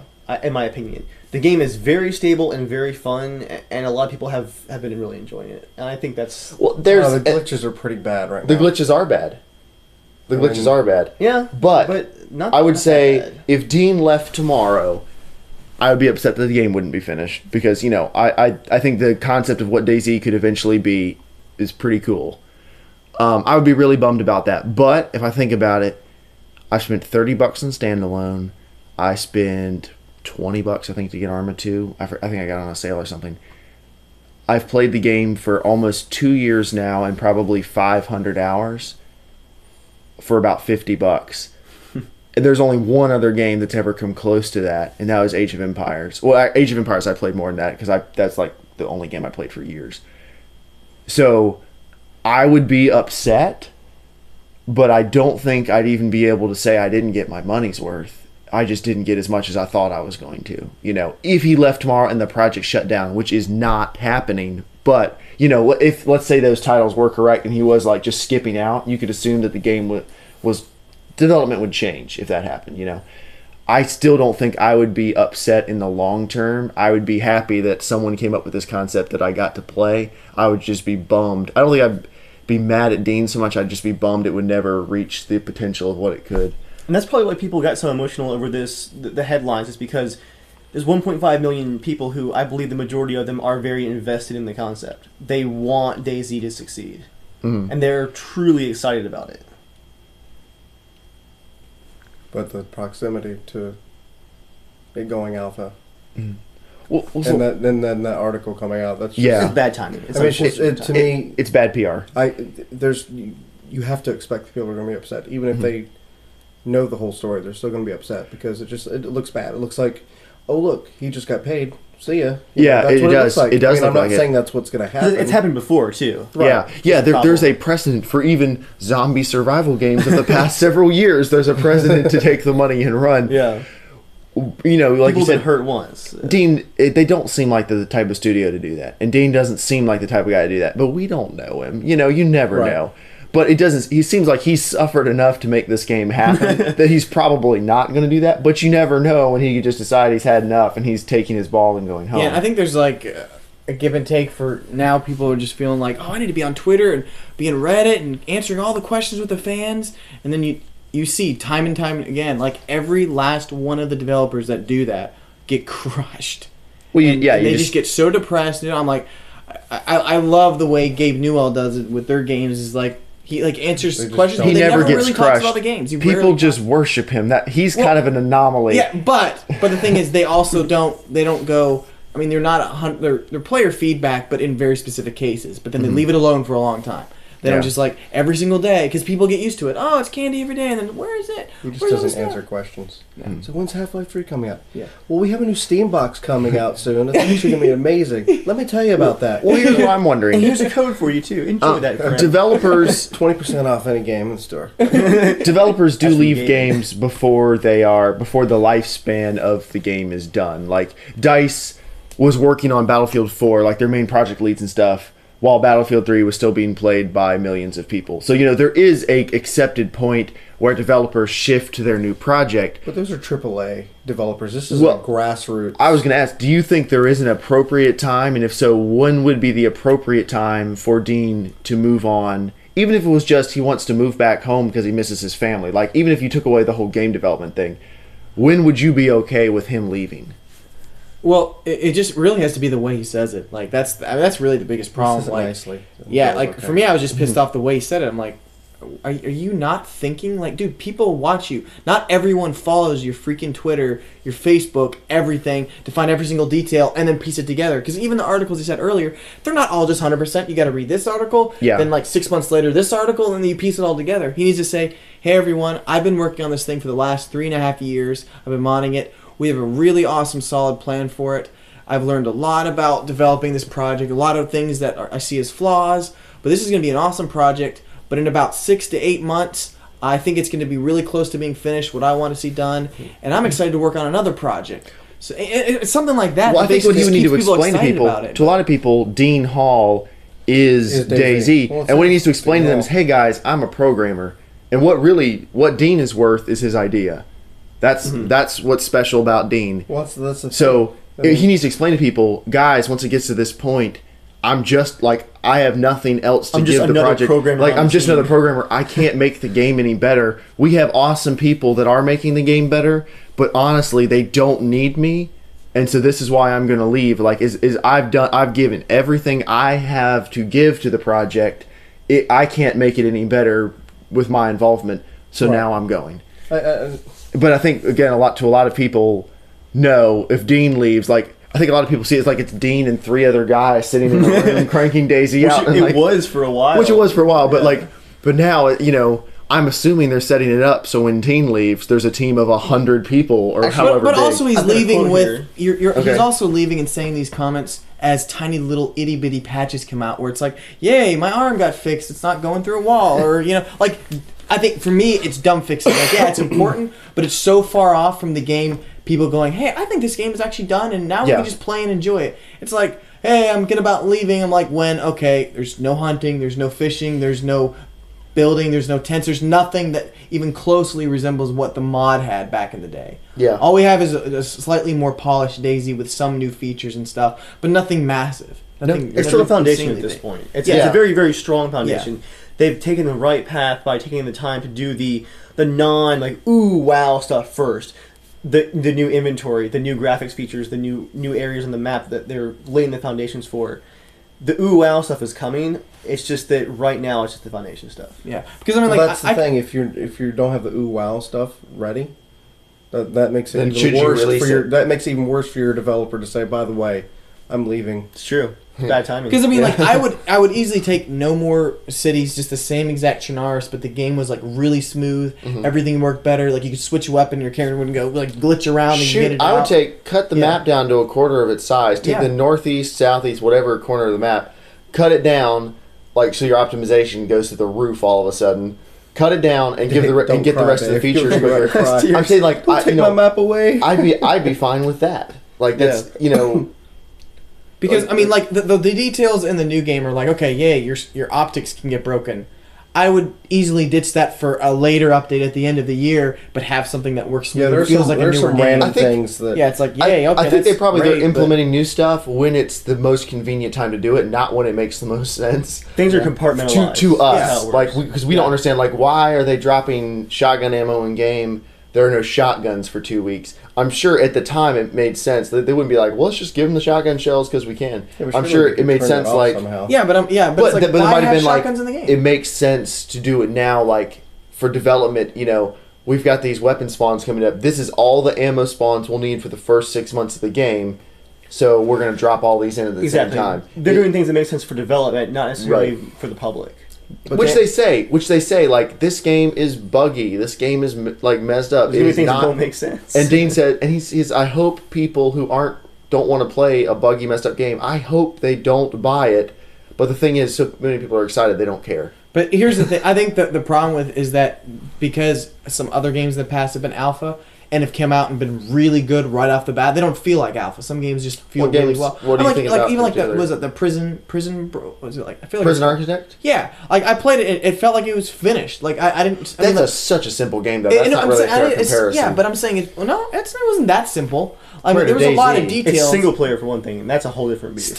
Still, but because if there's been a few, it's okay. I do a lot of weddings, right? If one guy goes out who's really amazing with a camera, shoots a wedding for $200, so many brides just think that we can do this thing with amazing glide cams and jibs for $200. Yeah. Like we're gonna fly to Hawaii on $200. Like somehow get all that and then do like a 2-hour production. Smooth for alphas are the $200. exception, not the rule, though. Yeah, and that's what I mean. But I think people are getting used to some alphas actually could be. working well. Smooth betas are the Yeah. exception. So now you have this thing Smooth that's gonna launches last are the for- exception. Tearful 5. Oh, Battlefield Live. But I don't think this game is going to be even close to being finished by the end of this year. Not even close. It'd surprise me if it was close. It would really surprise me if like Yeah. a patch comes out and you're like, holy crap, this is smooth. This works really well. I say that, but the rate, it is close to the end of February. We are 1/6 into the year. It's been 3 months since it launched. That's math, people. It's been 3 months since it launched.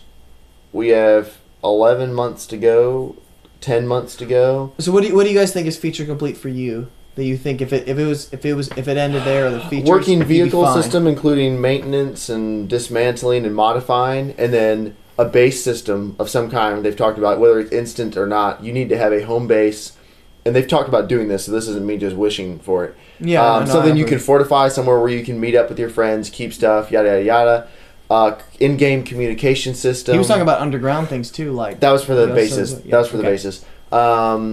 And all the survival things, like that's so hunting, fishing. hunting, fishing, Archery. bases, vehicles, fortifications, modifications, And then, And then the really game- well done zombies too.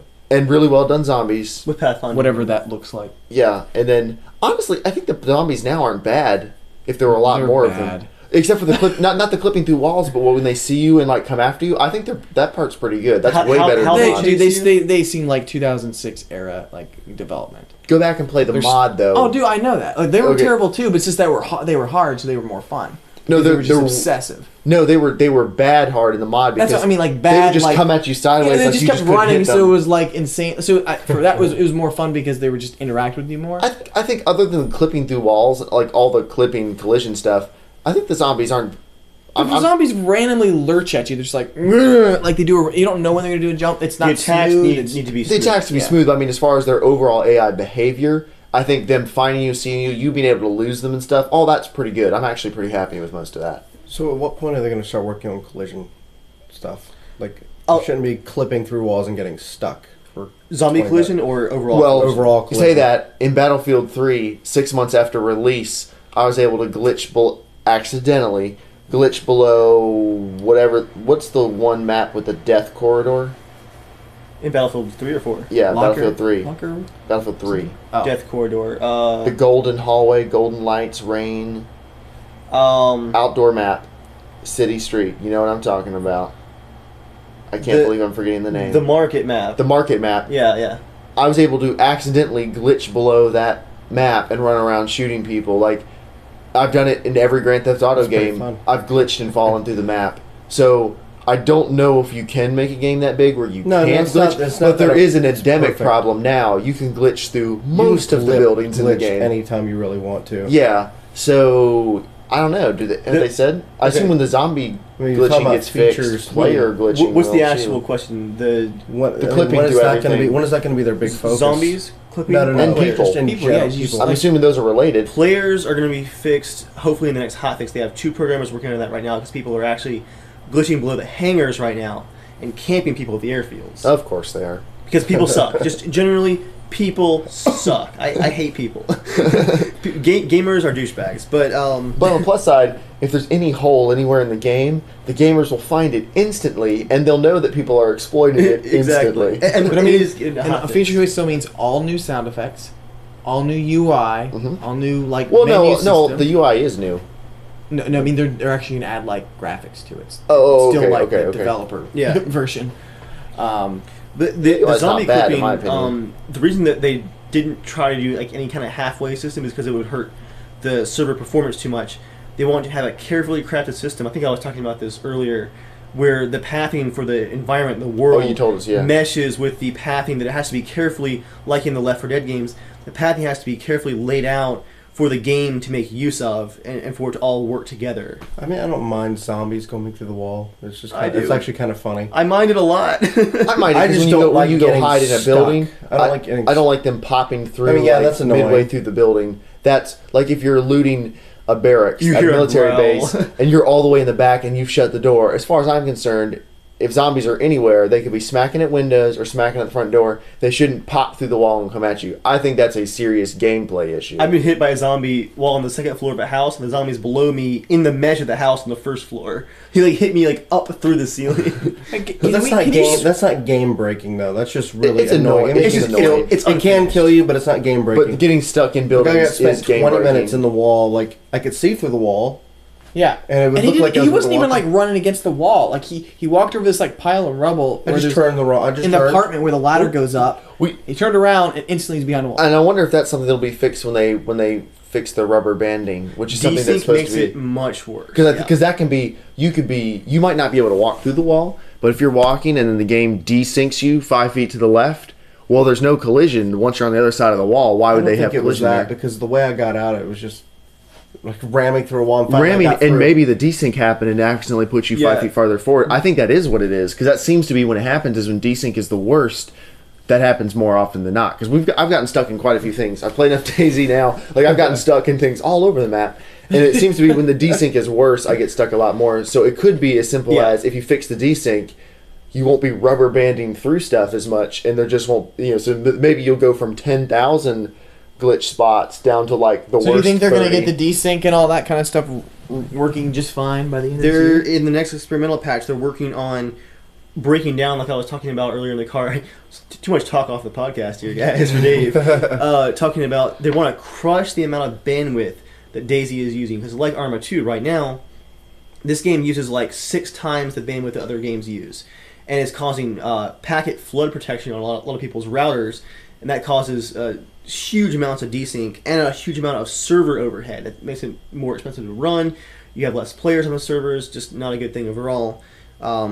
The servers basically, they have a never-ending queue of requests it has to handle, and you can never get the queue empty. And if the queue's empty, there's no ping.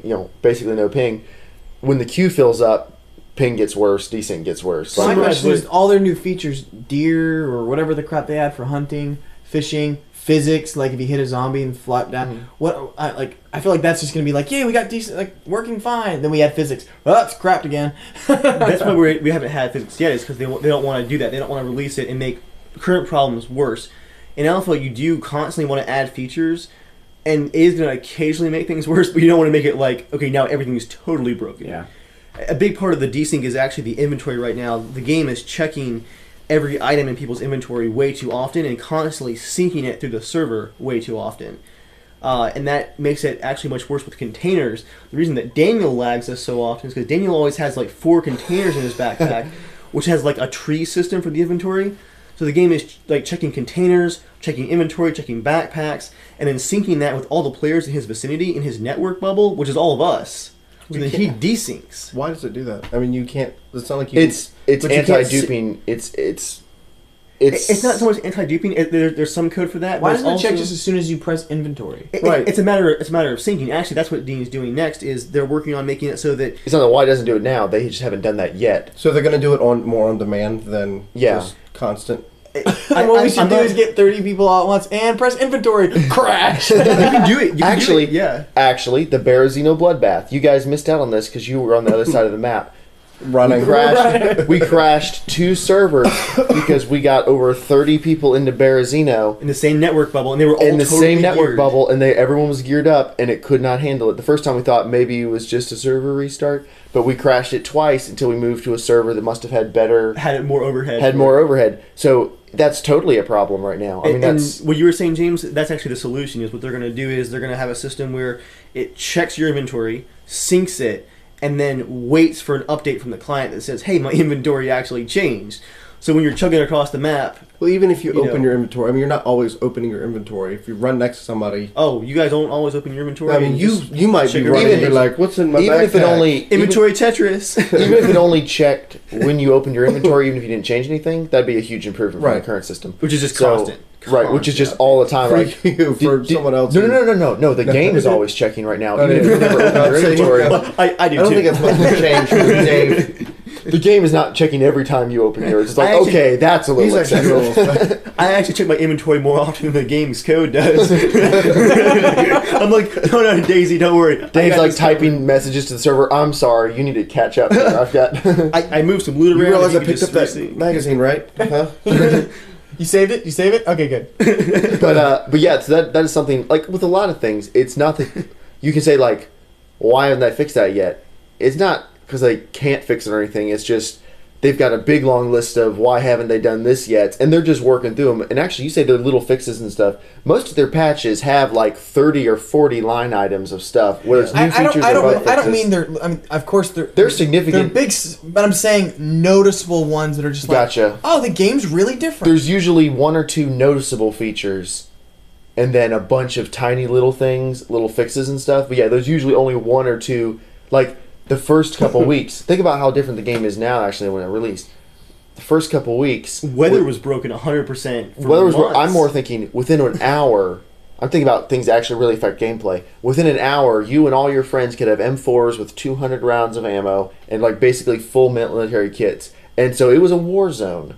So what they changed was no loot. they moved the spawns away from the military zones, and they reduced the military spawn rate. So now most of the people you run into have axes, bats, SKS, Mosin, the double barrel rifle, or double barrel shotgun. There are very few people running around with M4s now.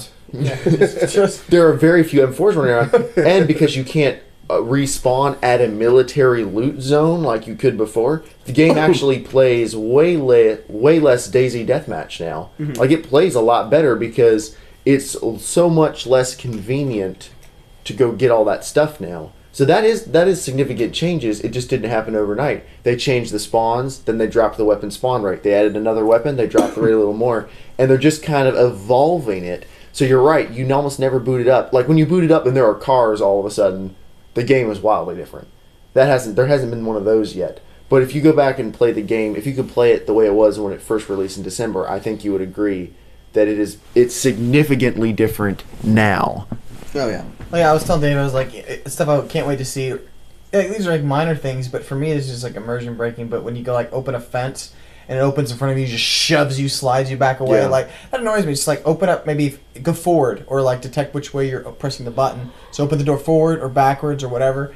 Adding sounds and those kind of things. Or I think that's the type of thing door creaking would be awesome. Where they're thinking that animation just like isn't worth doing right now, or probably in the engine when you open a door in another game, your character is just sliding back. They just added an animation where the character steps back and stuff, so you like how it looks. They're probably thinking, okay, but zombies don't even work. Like, they don't even have their animations yet, so no one cares about door opening. The thing is, I totally understand what they have to do to make the game, because it's still a year off. I mean, you just got to understand you're playing their not crazy builds that they're just working on. But I think that it's out, since people are actually showing it. I just wish they would go, okay, I think we're okay with the whole rain's gonna make you wet stuff. Save that for later. What's funny is they're even doing a more responsible patching solution than Battlefield is. Does Battlefield run experimental servers? No. That the public only internally. Okay, we all know those are worth a lot. Yeah. They're running. Bohemia is running experimental servers that anyone can join and play test the new patches, so that by the time the patches actually roll out, the patches are pretty stable. They don't accidentally break the game unless it's an experimental. Experimental is like alpha, tread very carefully. And so that they're even being more responsible with that than some already released games like Battlefield. Every patch screws something up. It's like no one's talking to each other, and they're just making patches and kicking them out the door as fast as possible. But look, Jeremiah, they're adding a pontoon boat. Really? Yeah. Can it drive on land?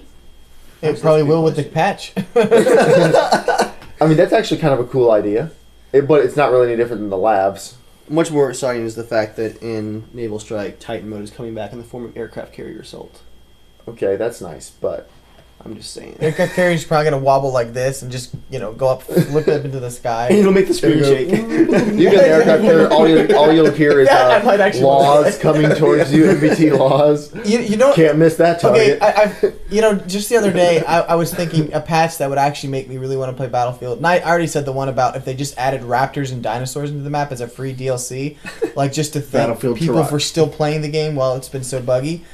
If they added that mode that I remember Dave played on GTA 4, where it was like Inception mode, things were just flying around. The no gravity. There was mode. no gravity, and then everything had 100% friction or something like that. Negative. Oh, that's what it was. But all the tires are just the cars are just flying everywhere. You got to see this, Jay. It's amazing. I think Battlefield. But he had the music of Inception going, and he's just running down the streets. It's like, did you see just things flying? Did you see the Battlefield 3 mod that was someone figure out how you could turn off all of the world lights, so you were only being lit by explosions and fire and flashlights, and then you could also turn all the lights back on, and you could slow down just the particle effects to a quarter speed.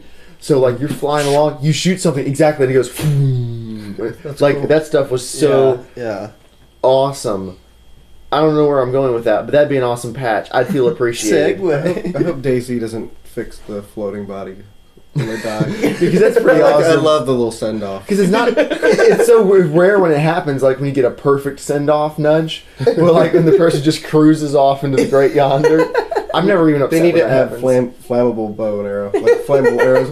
That was actually pretty tense. Shoot The with first water. night we were trying to stop Dave's body from sliding down the Yeah. hill so we could loot it.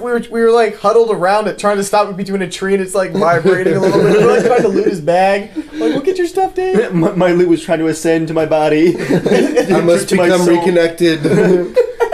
My soul and my loot were searching for each other.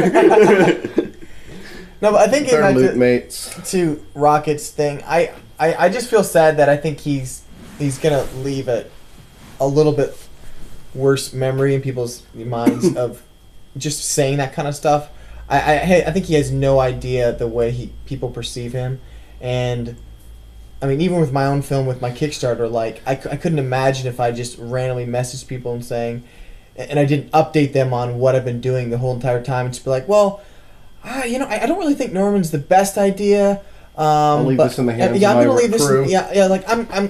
Like my team's gonna see it off. I really want to work on the perfect film. Actually, which that'd will be come out almost exactly a next. perfect analogy, except for the scale of the project. Yeah. Because this is like your first big movie, isn't it? Yeah. And this is his first big. It is kind of like, hey, now It's that just I've got as my long. legs to stand on because I've almost finished a game, But I'm gonna move. People invested it because number one, it was a good looking trailer. Mhm. But they also invested it. A lot of people invested it because they believed in Joel. Right. Yeah. And so the people that invest in the game that believe in Dean, they're gonna feel when kind Dean of leaves, I mean that's that's a big there's deal. that separation, And the thing is, I mean, when I even talk about the story on the podcast or with people, I mean, I'd be really brutally honest. I wouldn't be lying or trying to explain that this story's some magical thing that I just swirled up. But like, I would talk about how the story kind of changed, but how I'm really excited that I think the ending or how the story is really progressed and it's something I really like now.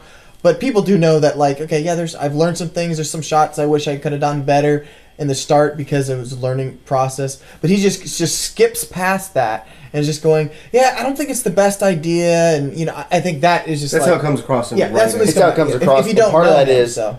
People, That's what some less than scrupulous journalists skipped the context because he has given context before. Because someone could have bought the And game he's just been- like last week. Yeah, and Like, oh, this seems kind of plenty cool. of people did. Oh, the guy's leaving? Crap.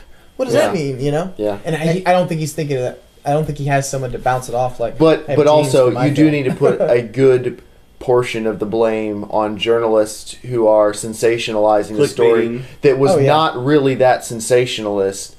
Like if they hadn't gotten involved, way fewer people would be upset about the Dean. Like probably most of the people who found those statements would be hardcore fans who would understand what was going on. The average public wouldn't have ever even seen that.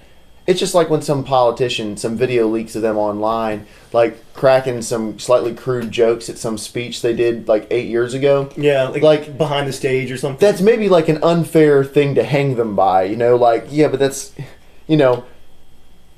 and I think you do have to put some blame on journalists who are definitely, they know what they're doing. This isn't like I really thought this was the fairest way to say this. It's hey, and this is what happened. Every single game site in the world is going to reblog this tomorrow. Say hello to 10 million hits. Thank Exactly. you, ad revenue. That is what they're Right. thinking when I- they say I- it. Is I like, agree with my that. bills are getting paid this year. So But we need to put a lot of blame on them, I think, because this shouldn't have been as big of a story as it was. But I don't think the explanations have been that great. They haven't been Apart that from the great. journalists. No, they haven't been that great. And I so- mean, they've really never been. They've never that been good. that great. From his dev blogs. Maybe the game will come out in a they're month. they're Now, screwed guys, up. when I said a month, I didn't mean like definitely a month. Maybe we review it in a month. Right, Maybe we'll all decide. people hear is month. Yeah, like that. I was Go like, time. yeah. Don't say dates. Don't ever do it. But he got better about that. He's improved a lot because he used to really suck at this. I'm just surprised that Bohemia didn't say, "Hey, Rocket, it'd be probably good if you got some kind of PR." But I They guess suck at that. Yeah, but I guess they wouldn't notice because they suck at it as well. They suck at that. They market the Arma series to people who don't care about like Games. people don't care about the Arma people. It's kind of like people who play Eve. People are really into Arma. You don't care that the controls are clunky. You don't care the menus are bad. You don't care that it releases with not a whole lot of content. Like you don't care about any of that because you want the concept, and the concept is unlike anything else you can play. It's the only place you can get it, and this is what you want, so you're okay with that. We can get some of the concept in Fallout. I mean, they got some weird glitches too. Battlefield has glitches too. Fallout. So you get the That one glitch, experience. wasn't there that one glitch in Fallout where, That's like, on PC. in New Vegas, if you wore a hat on the PS3, if you wore a hat to a certain road in the town, then that's my phone. Your game save would corrupt. Do you remember that on the PS3? I've had a crash if you go at a certain door and it just auto saves and it like my foot. puts you back. Sorry. No moleste. no moleste.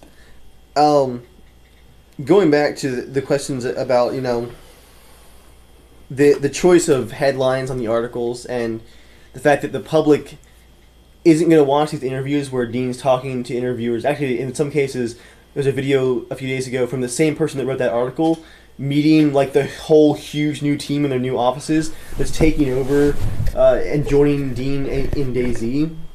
A lot of people don't get to see that team, but more important than the fact that he's going to leave at the end of, most likely leave at the end of the alpha cycle. He's even said that he wants to go back to his family at the end, but at the end of alpha, if the game still needs him, he's willing to continue. I think the more important thing to get from this is that there is a team behind DayZ that is working with Dean, that understands the concept, that believes in the concept, and that Dean believes in them. I've got one more quote from him here.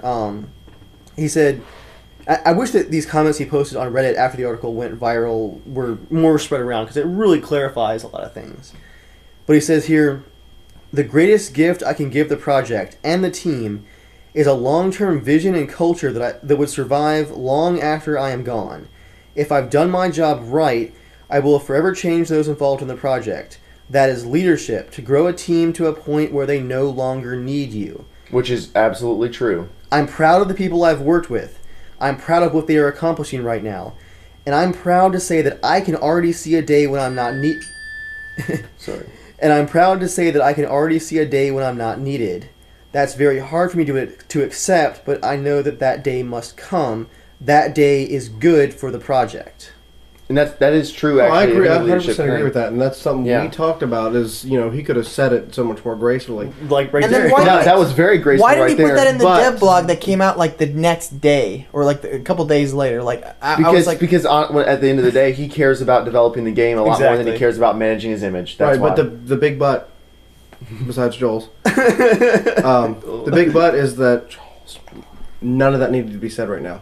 This is just not the time. No matter how good what you say. even that, it sounds great, but it would have been better saying that in January, like next January. If your thought is to leave, Yeah. you either decide to not go into standalone when it starts becoming monetized. You say, okay, I need to step off now because I can't fully commit. Or you commit. I mean, and I'm not saying that staying for a year is not a good amount of time. I mean, His contract was actually up last May. right, but this is officially. his It is baby. His baby. This yeah. is and there are a lot of people that are investing now. You either say I'm going to get out before it goes to alpha, or you commit to being there physically and publicly 100% until the time comes where if he had just done it, I'm really happy with the place we're at right now. I think this is a good time for me to go ahead and hand it over to the rest of the team. They're going to carry out the vision. I don't have anything else to offer at this point. Because it would have been easier too if, say, he did that in November, where he said, "I'm going to hand it over to these guys." And at that point, he could have said, "And look what these guys have done over the last 8 months. Like this Right. is all them. Like I was just the idea guy. This is them now. Look how awesome they've done." because the thing that I don't think he thought of is what when he actually leaves. What, he's not going to say anything then? Like when he leaves. Well, you know what would have been the better way to do it? He'd have to do this again he's all over the publicly place. admitted he has other projects he wants to do. The smarter thing to do would be like, "Hey guys, DayZ has released. Let me tell you about my new idea. Like, here's my next project I'm going to start working on." I think most people would not be like, "He's leaving DayZ," but they'd be like, "Oh, okay. This is the next thing he's starting Oh, he's on." leaving Like, because of this. Like he's finished this project. Now he's gonna go start working on this one. And I think that'd be I wouldn't do it at this stage. not at this stage, no. But like But- once the game had released, once then it- that would be more like, oh well, duh, Once the it game's releases, released. you mean like in the beta or actually I guess it depends on how Retail. long beta is going to be. Like if beta is Like a month, he's going to be if gone beta's way a before month the game is long- actually final. But If beta was a month long, I think then beta's anywhere not- in there would be fine. Beta's If gonna beta go for is another 6 year. months long, then I would wait till like the end of beta. I'd wait till the game is gold, Yeah. so to speak. The game's never going gold because it's not going to be physical. But once the game goes gold, then that'd be a good opportunity to say like, hey, my work is obviously pretty much done here. I'll do a press tour for it, but then let me tell you about my next idea I'm starting to work on. And I guarantee you, he could go to any major publisher with basically any idea, and they're going to give him a stack of money to make it. Because he is one of now the most public faces in the game industry with one of the most hyped games of the past couple years. Like, everyone knows who Dean Hall is and about DayZ. So people are going to believe in his next project, whatever it is. Kind of like Notch, Marcus Pearson or whatever, from Minecraft. do people really actually? But what happened after he left? Hey Dave, your phone's ringing in case you need to check on it. It's good. A lot of people don't like that guy. Notch. I mean, Yeah. Tons of people love him. Minecraft's development continued, Right. no But problem. what happened with his His future next projects? game, it was more of a It fell niche through and then he project. gave it away. It was more of a niche. Yeah, it kind of gave it away. He gave a the lot of people code out. enjoy it, but it never really worked out. And I think that there was more issues. That wasn't just because he wasn't good at what he was doing. There were other things that went into that. But He's not working on any other. Project. but my point was going to be, tons of people got excited about that project immediately after he announced it because Notch was making it, and Yeah. Notch was the guy who gave them Minecraft. I think it's fair to say DayZ is the biggest thing since Minecraft, like the biggest surprise in gaming since Minecraft, like the biggest surprise Indie. game that came out of nowhere, the biggest indie game Yeah. since Minecraft. I don't know. I like Yuma's Revenge. No, go ahead. That was a long Okay. sentence. Oh my gosh. But like, You're like, Minecraft serious? isn't that old, so it's not like it's like eons ago when Yeah, Minecraft yeah. came out. There's been nothing. Minecraft was what, like 2009? But he didn't leave it 2008, wasn't broken. Uh, That's. I think that's most people's Yeah. fear that It- Dean's it gonna was- leave. Minecraft- Dean's not. It's Debatable. not that Dean's not going to leave. Minecraft is. I mean, it's so much more Minecraft polished was- now. was- It's got a lot more features. Minecraft was so but it was simple. workable. Minecraft was never really that broken because it Doesn't- was so simple. It doesn't at the matter. beginning. Even if you have a complex game, you do have more stuff to overcome, but Yep. you really need to overcome them. Yeah, no, I agree. Yeah, yeah, I that's not completely really- agree. That's not an excuse. Well, but let's not judge him on what he has or hasn't done yet. He hasn't. We'll wait till he actually leaves, and then I'm we gonna can judge him what on he's what he's done. already said. What do you judge? I mean, you can't So judge much like judgment. whether or not he will finish the game. None of us know yet. I'd like to believe he will, but you know what? Game developers have disappointed me before, so so you never know. But man, if Battlefield was driven to the ground and then DayZ, please Titanfall, I need I you. And I Fallout can't 4, do don't this. let us down. I always Fallout wonder 4's what never that. released. Come on, Battlefield Well, 5. I mean, you guys heard the Back news on the from- hit train. You guys heard the news from Bethesda that there's no Fallout 4 at all being shown this year. I didn't hear that. I They don't. said there's no news coming in the future. In the near I've never really been that into Which Fallout, so I don't pretty really much means know. I think this entire year. I've played like 5 hours Hey guys, of is Fallout this where we 3. banished Jeremiah from the room? Actually, for the What? I'm allowed to not like stuff. no, not Fallout stuff. Yes, not Fallout. No, I mean you really have to give it a good 50 hours. Yeah. A good Before you make 50 your hours. opinion. Oh, like Dave with SimCity. Yeah, the game really sucked. I got maybe like 300 hours. 200 hours into it, and I was like, guys, I think I'm just done Look, playing this game Look, now. some people have Bitcoin mining machines. I had SimCity mining machines. And then the train. And then came the up. trains train came mining to town. machine. Did you actually get out of Sid the vault? Meier's Magical Virginal Adventure. Did you get out of the vault in Fallout 3? Yes, I got out of the vault. I wandered around. I shot a couple people. I did a couple quests. To me, honestly, the problem was like, oh great, this is Oblivion with guns. And at the point, I'd already sunken like 200 hours into Oblivion. For the same reason, I only got 20 hours into Skyrim. I was just like, I'm just not feeling this again right now. Like the Bethesda RPG experience. Dude, play New Vegas then. Play Is New Vegas significantly It's different? really good. I think It's it's a very a different better game. introduction. All right, I think you I should have still New give Vegas. Fallout 3 a chance because I bought it when it was $2.50, so I can't not try I it. enjoyed guess. New Vegas as a game much more than Fallout 3. Although Fallout 3's environment and setting and writing was excellent, but game mechanically, New Vegas was far superior. I I think. think Fallout 3 is better for exploring, like actually finding like little Yeah. random buildings and stuff Uh-huh. like that. But New Yeah. Vegas in general, There were- is way Did more you get polished. to the watch the? I got to the giant apartment Yeah, building in the Washington middle of the desert. Did you get to And the I Washington? bombed Did you get to town. Megaton? I bombed a town. That's right, you did. I knew Oh, that. you did the 5 10 penny. Maybe it was longer than 5 hours. I don't know. Yeah, you can't. I mean, I was that would be a lot It more. wasn't a significant amount of time. The thing is, like, I can appreciate it in the same way I appreciate Skyrim.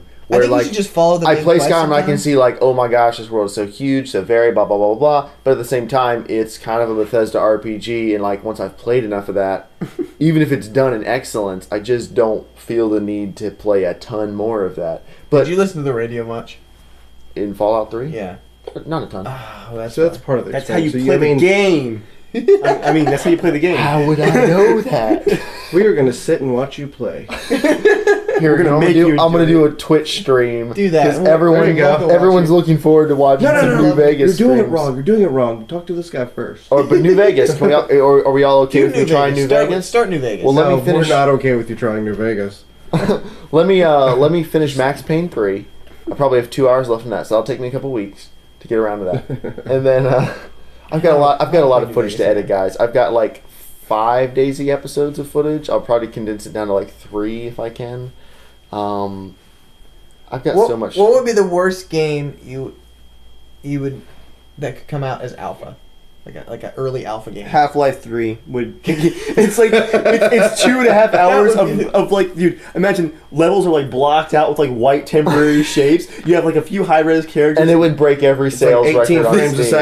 second. 18 frames per second. The enemies are in like a T pose. Like they're not animated yet. They're just floating in a T No. pose. You know what it should be?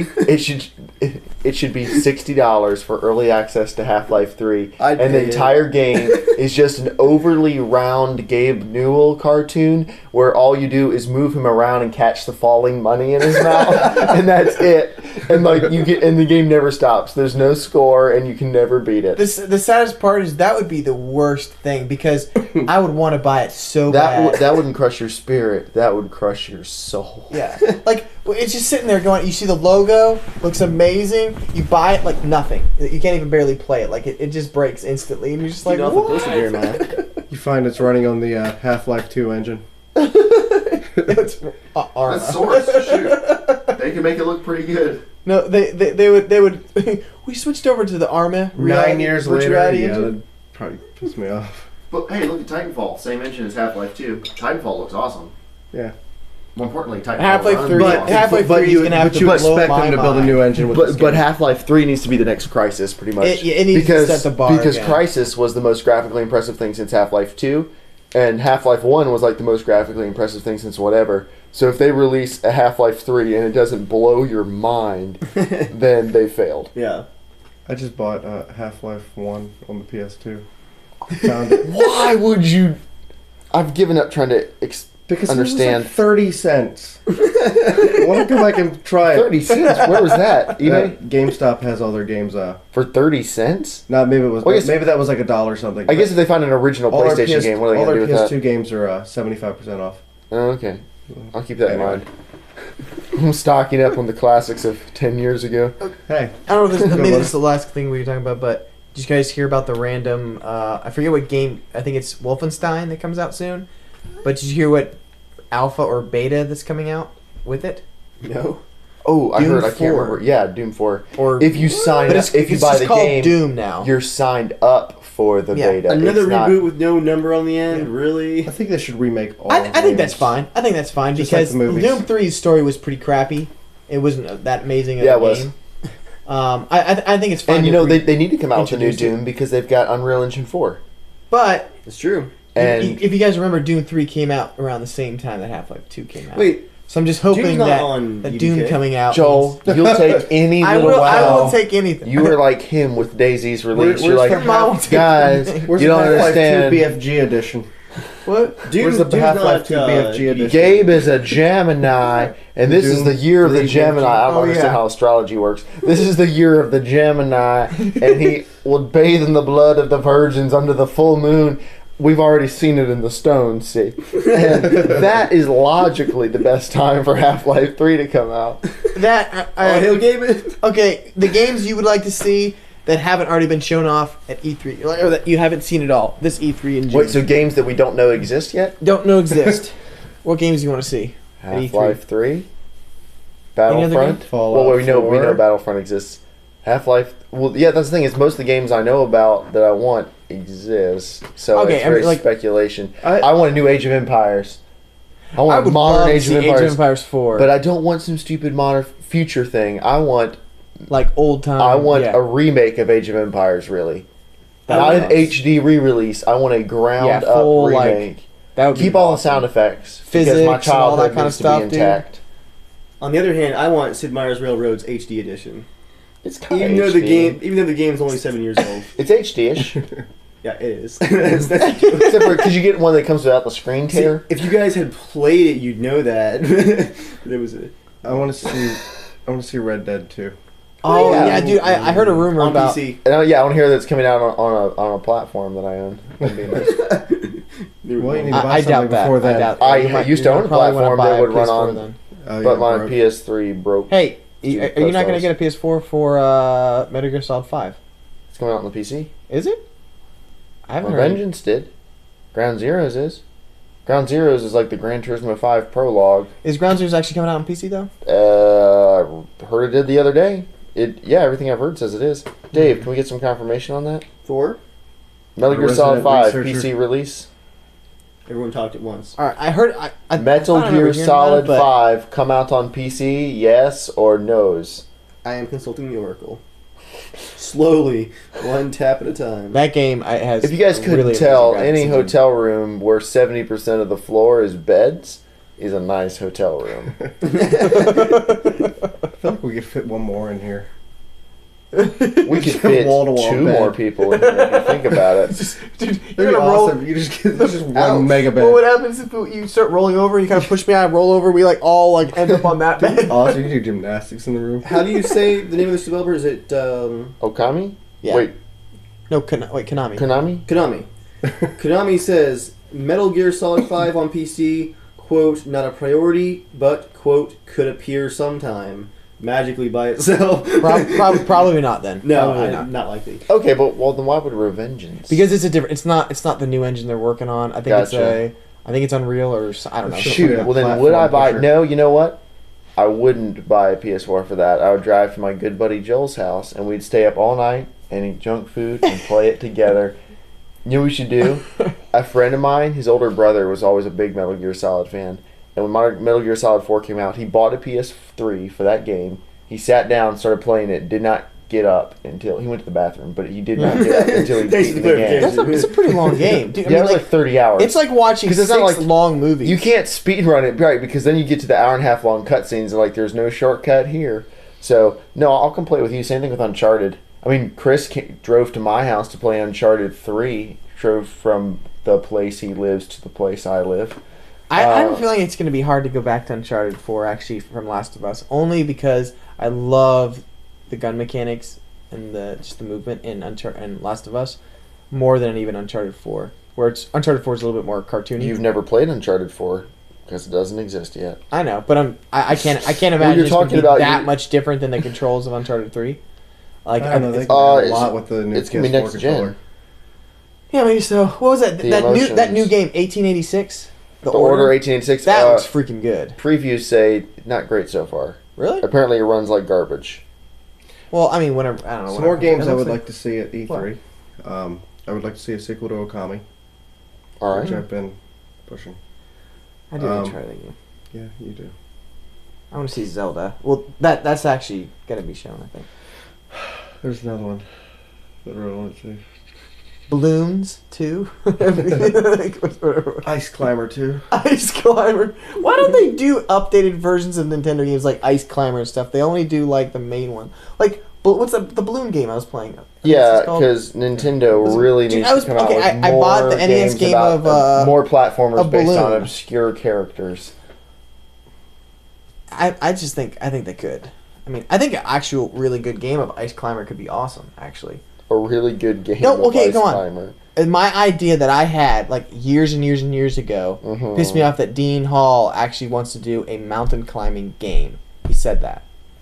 He wants to have where the mountain is the level. and it's just you try to get up to the top. You guys don't remember that? Yeah, it sounds awesome. I don't remember. Yeah, I've had that idea forever. Was that inspired Ladies by and him gentlemen, he climbing is leaving Everest? DayZ to make a mountain simulator. Make Everest the game. Well, that's ambitious. Instead of a running simulator, it's a climbing simulator. But I imagine like you play co-op with 4 to 5 people or whatever, and you like have to work together with physics trying to figure out a way to get to the top. I think it could be a Dark Souls of mountain climbing kind of game where it's like really hardcore, and you got to do a lot of teamwork to make it to the top. You can't just like solo it. How cool would it be if at the end of that game you like got down off the mountain and the world below is like DayZ's world? Like the apocalypse happened while you were climbing Mount Everest. Like, ah, crap! Like, we made it! We did it! There's no one here. Oh no!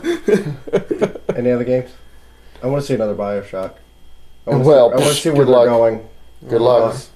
Well, they're. I mean, Irrational. I mean, Irrational still 2K. 2K still owns the title, but I mean, it's not. They already have. I mean, they have plans for more Bioshock. Hopefully, they can just rehire most of those people. Stick There's them on a supposed new to be a team, Bioshock Vita game. He said that 2 E3s ago for Vita, or whenever it was the E3 Vita was first announced. Feels like a long time ago. That was like 3 years ago. Yeah, He just been out for like 2 years. They came out and said, "Hey, we have a Bioshock for Vita." They said they're going to work on it. So it's like, I feel like sometimes E3 pisses me off where I feel like they can say whatever they want and just go test the waters. Does anyone want that? Yeah. No, they don't. Okay, we're not. Of course doing they can. That's. Except Nintendo. No, Nintendo does it. Hey, Smash Brothers, it exists. Nothing for but years. they're not testing any waters. That's true. There's Yeah, no they're waters to saying- test. and then it's gonna They're come like, out. hey, you weird people who still like us and still buy our stuff for whatever reason, we're coming out with more of that stuff you've been buying for years. And guess what? We're gonna make Wonderful 101. Yeah. Like what? Like why? That made me so mad. I know. Wonderful 101. Like, I'm sorry, it's a dumb name. Did it make you madder than Wonder Book? Oh wow, Wonder Book. That was Because for me, J.K. Rowling and then the person doing it like couldn't get the wand to someone work. who was planning the PS4 press event already, like when they were watching this one, was like writing notes like, "Oh hell no!" I'm like, we're not doing this. Like my E3 will be different. My E3 is all fire and vengeance. I remember being so excited about the Star Wars game that was going to be announced. Oh, yeah. Star Wars Connect, and then it was like you can pick Han Solo and do a dance off with Han Solo and Boba Fett. I'm like, Oh, man, really? all the Is this Kinect the Star Wars? launch all the Kinect launch games were so cringily obvious. Yeah, It's like, yeah. come on, guys, just admit you don't have a reason to make this. I was so let Tech down. demos, that- the package. I was so let down when you saw that like really like cool like Connect thing with the little kid and you're talking Yeah, the like, little kid. This is gonna Project. be Was amazing. it called Project Natal? I think Yeah, it was called. yeah. Where it's like, and you draw a picture and hold it up to the screen. He takes the picture. And I'm he's like, "Nice drawing." This is amazing. And what it turns out being is you're standing while balls shoot your face, going. Yeah, you smooth And it. the Xbox is like, I can't see you. Step back. I'm like, my living room is tiny. Xbox doesn't care. Xbox judges your life choices. Xbox sports, TV, sports. You're not Call of upscale Duty. enough for me. We're gonna go ahead and run this at 600p at 20 frames per second if that's cool with you. Oh. Shake your hands, monkey. Do we want to go there? What resolution? Yeah. I mean, there's no argument you're gonna win here. No. I'm just. Oh, okay. No, the fact that they That just can't get The Xbox One is not powerful enough. Yeah. That was the problem. They decided they wanted to make a profit off this hardware instead of selling it at a massive loss like they did in the last generation. The only reason the last generation of consoles, like you couldn't build a PC for $500 or $600 to perform similar, because that was not $600 of parts. That was like $800 of parts wholesale. Like, so that's why the graphics were so much better than anything else at the time, because that's like a $1,000 gaming computer at the time. But they were like, we'll sell them at a loss. Who wouldn't buy the sequel to the PS2? As it turns out, a lot of people wouldn't buy that. Well, they made a lot of bad decisions. Oh, they did. But I'm saying, like, they kind of like, we can sell at a loss, we'll make it back up with the games. And it turned out to be 4 years later, okay, guys, we're no longer losing money. You know, you can take all your hands off the chopping block. Yeah. So this time they were like, let's try not to lose money from day one this time. But let's And- include a camera that most people don't really care Yeah. about. and then a charge a Because whole they can move their $100 stuff more. on the screen. So you're paying $100 more for a system that can't keep up with the PS4. Yeah. That is what sucks. Like I have a PS4 and the camera, and I only spent $460. So I haven't even spent. And the what do you amount. do with the camera now? Place the game where you're like, No. I sign on and like for the Ustream and stuff, it does the cool little camera thing, so I can talk with people or whatever. So you can see each other's That feels, as soon as my shadow play Twitch stream starts out, I immediately turn the camera off. Who on earth wants to stare? It's always like every time you see some stream, I hate it. No, it's more people for, like, ruin if DayZ. we were both it's the playing DayZ again, that streamers. would The be DayZ awesome. streamers are the worst because like they've green screened themselves out because Oshi did it. No offense, Oshi, if you listen to this, you were like one of the first people to do it, and it looks pretty good. But it's usually some guy staring off camera, like squished into the corner. You can see the bad green screen around him, and most of the time he's just sitting there barely moving with the headset on. Every once in a while he goes, "Whoa!" and then there's just a chat rolling in the side with like all of his.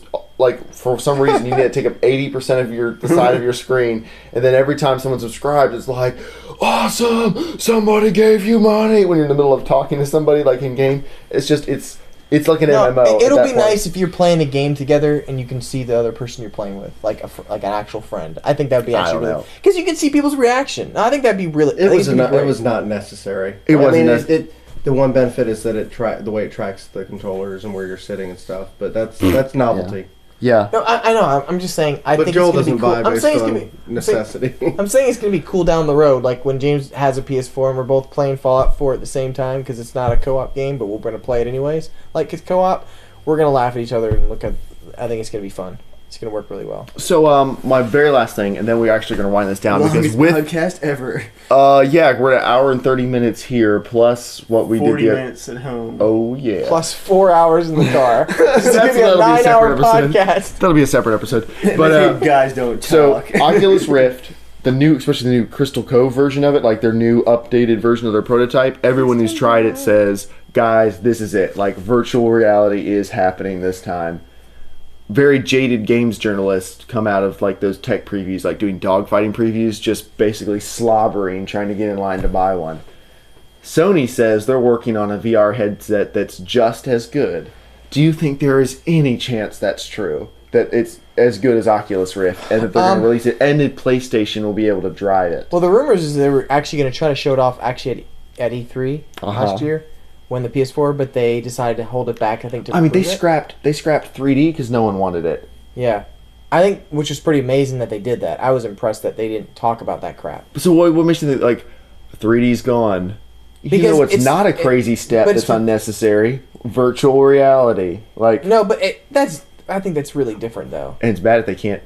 They're gonna have a problem. I think the biggest problem with a lot of R&D. The biggest problem with the early version of Oculus Rift was you have to drive 2 screens simultaneously. They could only drive 720p screens. Now they're driving 2 1080 screens on the Crystal Cove prototype. 2 1080 displays. Yeah. Your computer has to be able to handle that. I don't think it's necessary. That close to your eyes. Well, no, people said you could. There was a screen door effect with 720p screens. You could see. Yeah, the pixels. that's what a lot of people. And people say with 1080, I think 1080 is gonna be fine. Is really not, like, you really can't tell. And but the thing is, can a PS4 drive 2 1080 screens?